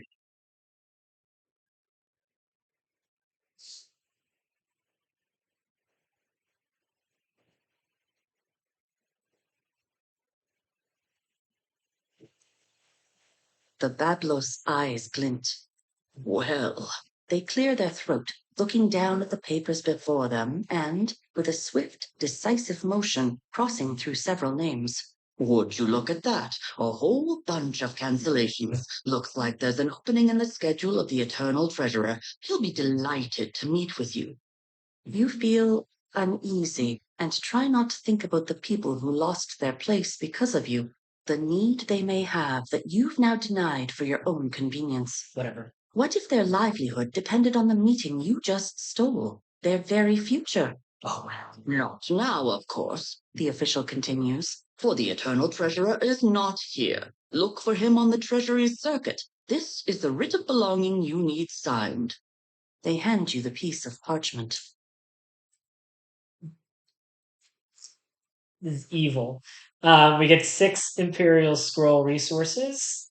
So that brings us up to 10. I should have lost more of those instead of the Cursed Derelicts. Anyway, we're going to flip the story card to side 1B. Debts are forever. Okay, so that happened.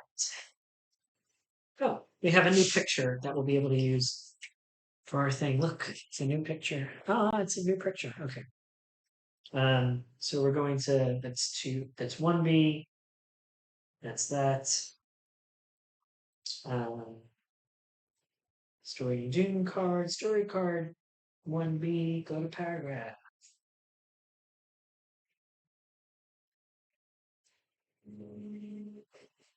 You leave the palace city post-haste, its streets gilded with promises and the labor of the less fortunate becoming insufferably suffocating. You have been granted a writ of belonging. The writ is useless without a seal of a high imperial official. Yet more busy work, another indirect attack against the Argo to stall and aggravate. You will find this eternal treasurer and make him stamp the writ of his own free will, or otherwise. You cannot waste more time. All right. So here's what we have to do.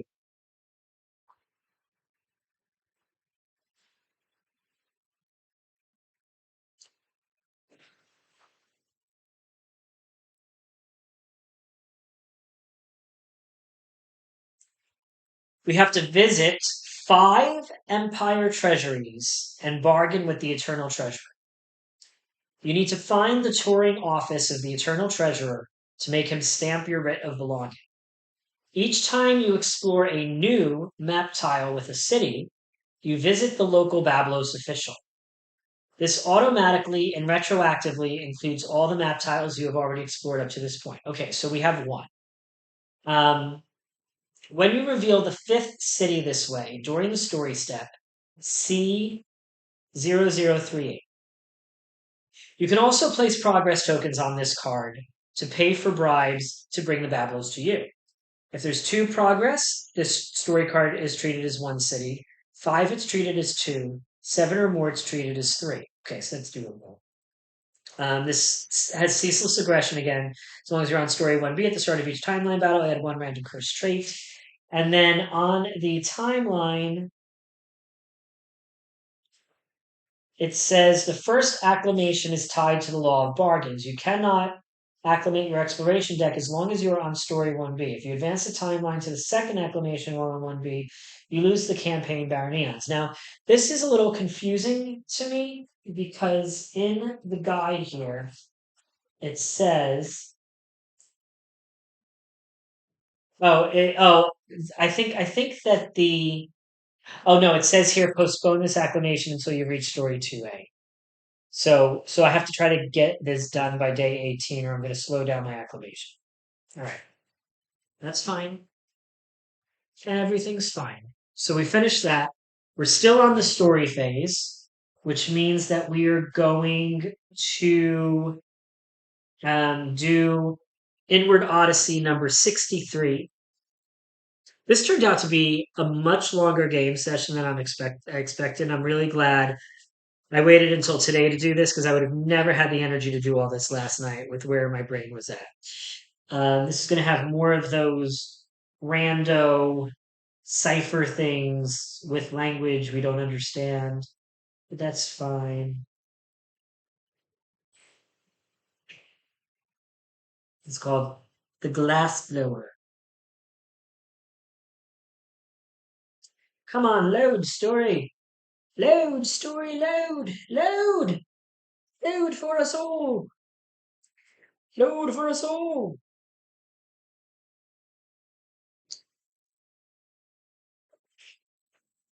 I'm going to walk away for a second. The Argo trudges forward, the Titans pulling it, sweating in the sweltering sun, but not relenting, never relenting, as if they want to challenge the very fates that cast you onto this wasteland. Nobody notices it at first, a kind of subtle crackling, almost imperceptible against the backdrop hiss of thousands of tons of sand, displaced with each yard crossed. It meanders with an erratic ebb and flow, sometimes echoing from the rocky outcrops. Then, sometime past noon, an ear-splitting crack resounds across the deck, and the ground shakes and gives way.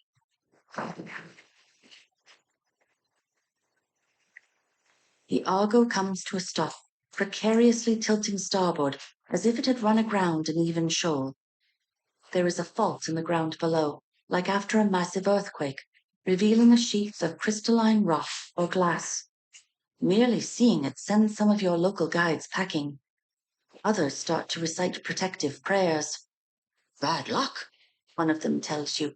When the heavens grew tired of mortal evil, they sent down a second sun to teach us humility. It burned forests, evaporated rivers. As it crossed the land, it melted the sands themselves. It is the causeway, Shah Katu. And it cuts through Persia, a blasphemer's mark, so no one forgets.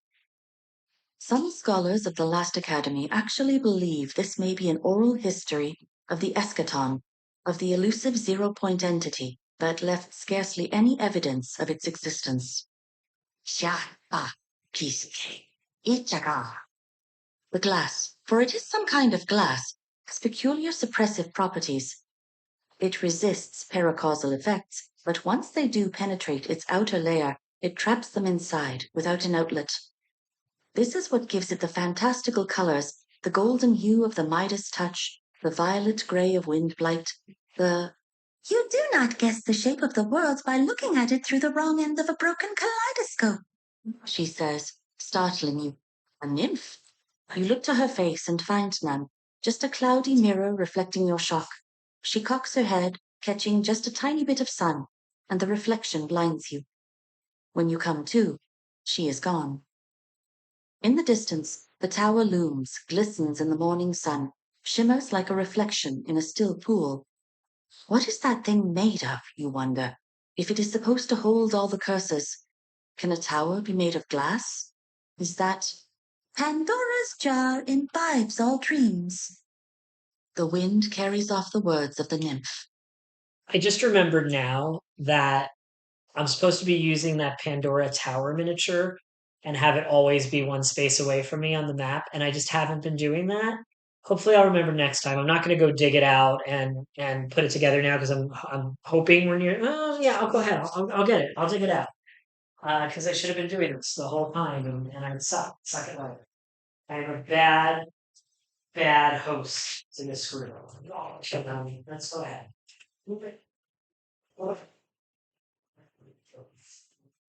So basically, every time I've been doing this step in between games, which I should have been doing this, and I haven't been doing this, which is this evil nasty tower should be just always one step behind me on the map, haunting me and taunting me. So I'll start doing that from now on. So this nymph that I showed during the story, at least as long as at least one Titan has died or drawn an obol, you can spend a charge to summon the Silica Nymph, move the adversary, and it will immediately create 6 glass Iron Tower tiles. They lose the shifting keyword and gain the destructible keyword. I don't really love that. I'm assuming it's going to be important. Oh, you know what? Like with that Midas touch battle, when it destroyed all the iron towers, it might become something that becomes absolutely necessary. But I just don't. I just don't love it for myself. I just don't. But here comes the deal. We are okay. We are going to flip this Doom card because we have 5 or more Doom on this. Each when you flip this card, discard all of the progress tokens on it. And we're going to flip this card, and we get a scarier picture on the other side. That's terrifying. It's absolutely terrifying. And we're going to see what horrible things this does to us, because it will do horrible things. These always do.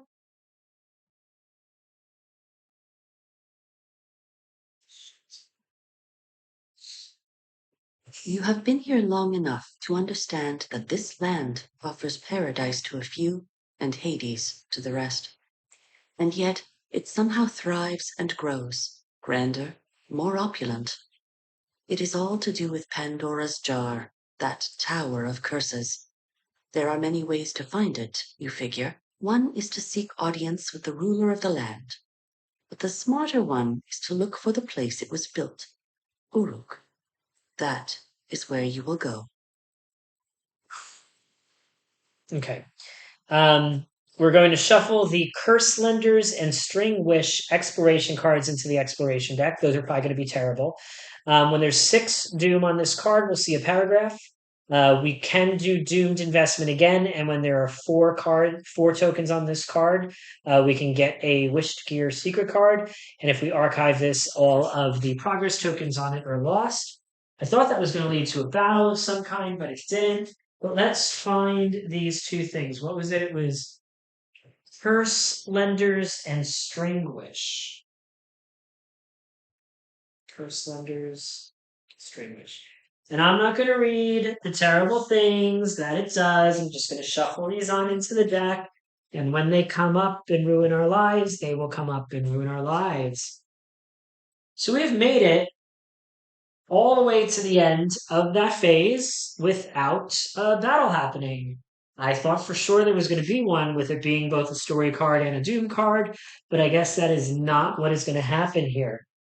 All right, so we're going to go south and stay in Cloud Thief territory.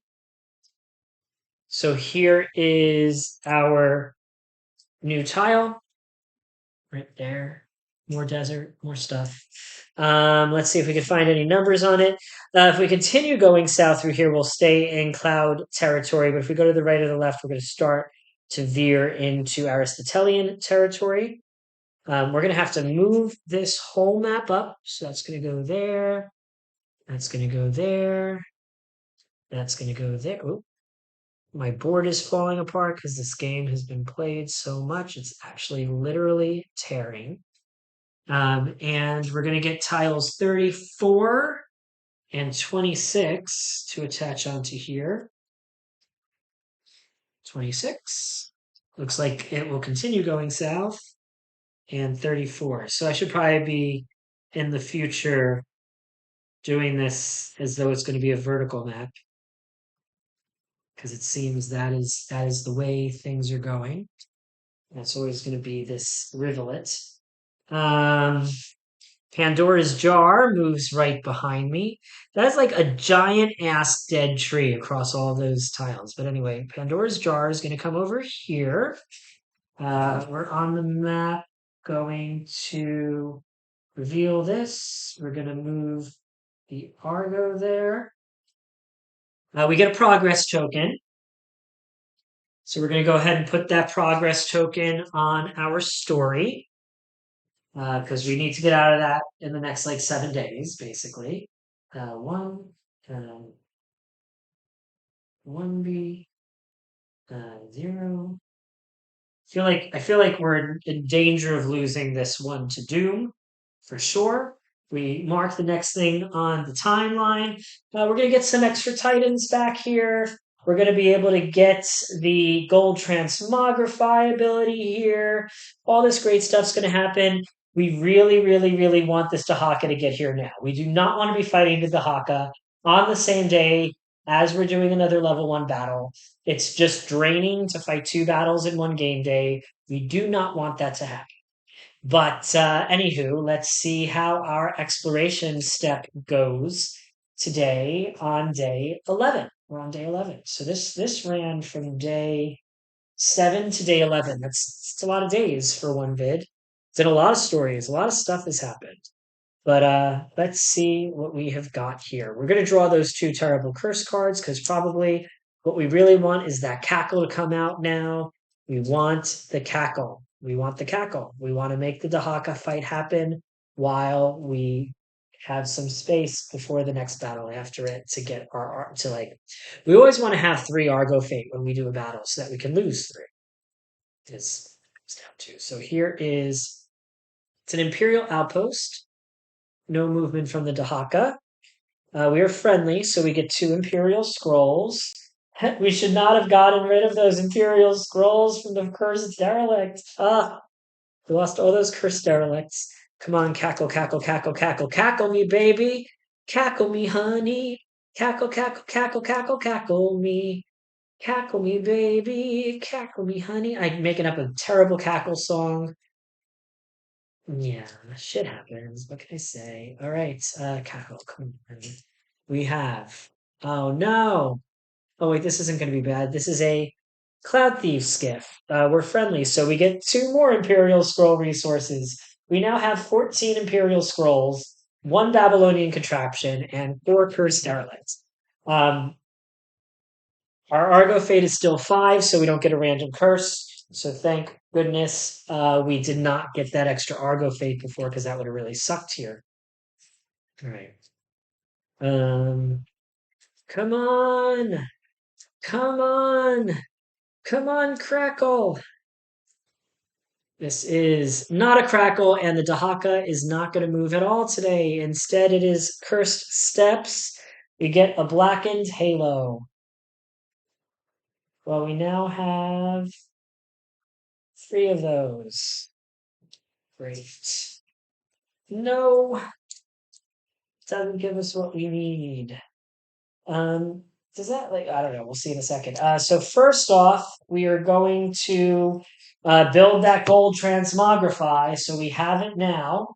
We've got the gold transmogrify and this advancement step.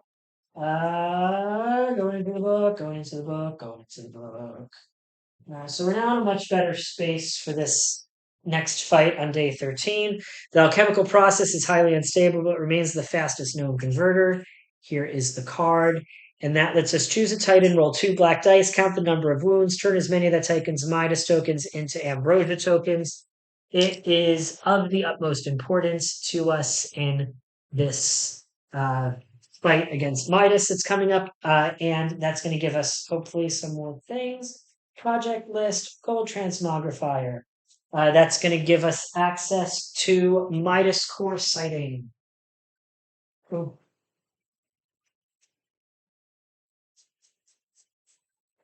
In order to, so we can't even get to this card until we do the Midas core level 2 battle.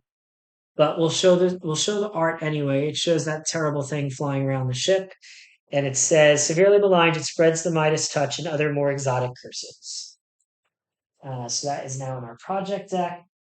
We still need this Imperial Deprived stockpile before we can touch it. Everything's okay. So we did that. We are still on the advancement phase. We can add a Dreamwalker Titan to the thing. I think, right? Where is it? Where's that at? Note the Dreamwalker event on the timeline 9 days from now. And on that day, we'll get a thing. So on day 20, we will get another Persian Dreamwalker Titan. Oop. What else can we do during this advancement phase? I don't think much of anything because we lost all of those derelicts. We don't have Babylonian contraptions. We just got a billion Imperial scrolls. But let's see if there's anything that comes up in our armory as being able to be made. We can make a bunch more stuff that we didn't have before. So let's take a look at some of that. At least I think this is stuff we don't have yet. We don't have dusk edges. Is that something of use? Dusk edges we can make, which is a two-handed dagger, reposition 3, black 1. Each miss gives an opening 1, which is nice. Start a battle, you get an ambrosia token. You can discard a fire token to get extra things. I don't necessarily love it. I don't want to spend stuff on it. We already have an ember spear. Um, do we already have a feather mace? Do we care about feather maces? We don't have a feather mace yet. Feather mace is 1 die plus 2 to hit. Gives 2 red and a black. Could give vault. Could give opening. Don't like it enough to really do anything. We could make another sun-kissed Calosaurus, which is just kind of garbage. So I don't like it. We could make some more of our agitators and gamma rep things, and nothing of true use for us here. Nothing of true use for us. So what exactly do the blackened halos even get used for? Do they get used for pretty much anything? I don't know. Nothing of use that I see here. Nothing worth spending any of our hard-earned resources on. So that is the end of this day's advancement phase. We get a logic breaker and an abyss watcher. So that's nice. Add new Titan, logic breaker, because our poor logic breaker died. Uh, logic break it. Logic breaker. And we get an abyss watcher, abyss walker, abyss, what is it called? Abyss watcher. Okay, so we're at least building up our Titan Stoa. That brings us up to 10 out of 20 Titans, which is not terrible. So tomorrow we can start leveling up some more of those. Nothing else happens in the story phase. Nothing else happens in this Doom phase. That Dahaka's just not coming to get us. So that whole plan kind of just fell to shit. I don't want to go into these other diplomacy areas because, like, I'm just in such bad shape with them, and I'm not ready to start spending goods to raise them yet. So I want to save it for when I'm working on them. So we're gonna go further south again, is what we're gonna do. Yeah. Well, I hope it doesn't keep going down. Yep, it's gonna keep going down. So we're gonna move this map over a little bit. No. Yeah. We're gonna move this over here so that I can move this up off cam, but still keep it together for when I'm putting this away later. So that's how we're gonna handle this mess. This goes like this, this goes like this, this goes like this. This all goes like this. It might be the timeline battle that we reach at this point. The Dahaka she just doesn't want to come to get me at all. All right.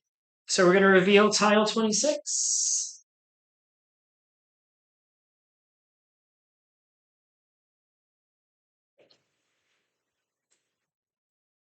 We're just getting away from this thing. Here we go. But tile 26 is, oh look, more desert. What a surprise. It's got Doom on it. There are still ways to continue getting Cloud Walker stuff, which is nice. I see a Siren Shell, which is interesting. I don't see any numbers. What does suck here, though, is there is going to be a Doom on it. Tiles 25, 27, and 17. So we've got 17. We've got 25. We've got 27. I feel like we're like seeing a really large part of this map in a way that I didn't necessarily expect. What we're not seeing is any more cities, which is not really ideal. But I do think we're going to end up going to the right from here and not to the left from here. So we get a Doom. Our Argo Fate is at 5. We're doing really bad on Doom, so I'm going to go ahead and try to stop it. This is going to be a mistake. I can feel it. Nope. Failed to stop it. Gained an Argo Fate for no reason. What else is new? But we do get a Titan. And we're going to check off the timeline. We're going to get another knowledge upgrade in this area. And we're going to draw a card from this deck. Oh, the Pandora's thing still always on the horizon. It's giant, it's huge, and we hate it.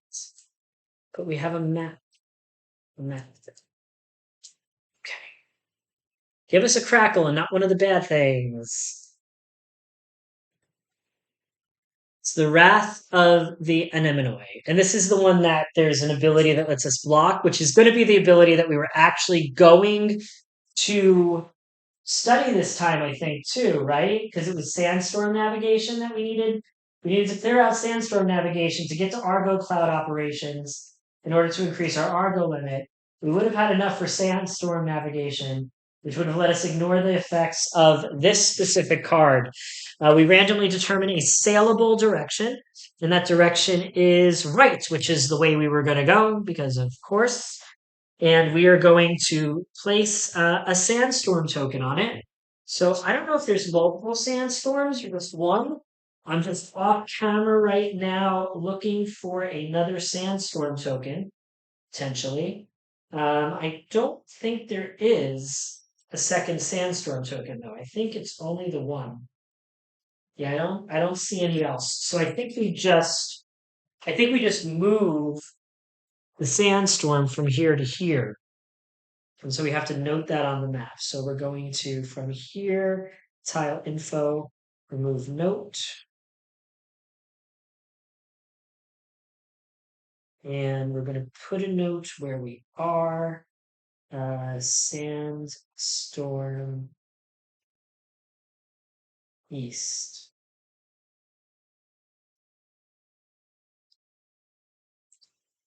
I think I'm supposed to put last visited Oasis up here, but I don't think it really matters because we didn't unlock any Oasis stuff. But let me just do that because I realized that there's a token for it. So we're gonna just pop that up at that Oasis there that we couldn't do anything with anyway. What was it? That was second from the top. Last visited Oasis. All right, that's fine. Now, here's the problem. Oh, no, this is good. Our Argo Fate is 6 or higher, and our Babelian Debt is 4 or higher, so this will be an adversary resolve. But we do that at the end. Oh, I drew this without doing my normal shuffle. We get a Titan, and we can get 1 Rage. We're going to give that 1 Rage. Just going to keep. We're going to always give it to the returner because they need it more. And we get a Titan. Okay. And then, come on, cackle, cackle, cackle. Cackle will get us there. Cackle will get us what we need. That'll mean the next voyage phase is going to be really short.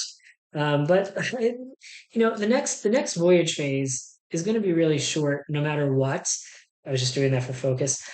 Because it's almost a timeline battle and a whole bunch of things are happening and we're going to get ourselves beat up and that's just how it's going to go. So I don't know why I'm saying all this like it's anything special, but our next card here is some charred steps. It's friendly, so we're going to get 2 Black and Halo resources. Bringing us up to 12. Nope, bringing us up to 5. All right, that's the end of track 1. We still do a second track. Maybe we'll get Cackle now. Maybe we won't. Let's see. There it is. Inescapable fact, inescapable fate, cackle.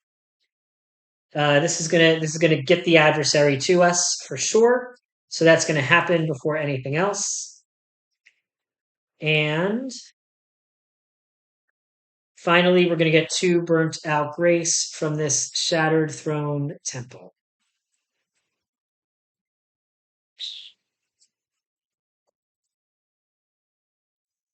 Gosh, the dogs really need a walk. This lasted a lot longer than I expected it to. We resolve all the adversary movement. The adversary reaches us, triggering the first Dahaka battle, which is what we're going to do the next time we play. I really think it's already too late for me to do anything else today. And I do have to clean this up for Kingdoms Forlorn. So it's going to be quite a break before we do this Dahaka battle. But that is that. So we're gonna trigger that. Those things are gonna happen. We're gonna get a new battle next time. Everybody's gonna die. It's gonna be absolutely terrible, and life will go on. That was a long session. Thanks for tuning into it. Don't forget to like. I can't believe we were literally just about to do this thing. I'm going to put Dahaka battle in capital letters here. Dahaka. Dahaka. Now, what's funny is she came out so early, but I feel like we're fighting her at the same time we would have if she came out where she was supposed to. But anyway, thanks for tuning in. Don't forget to like, don't forget to subscribe, and whatever you do, keep those health bars full. Thank you and have a great day.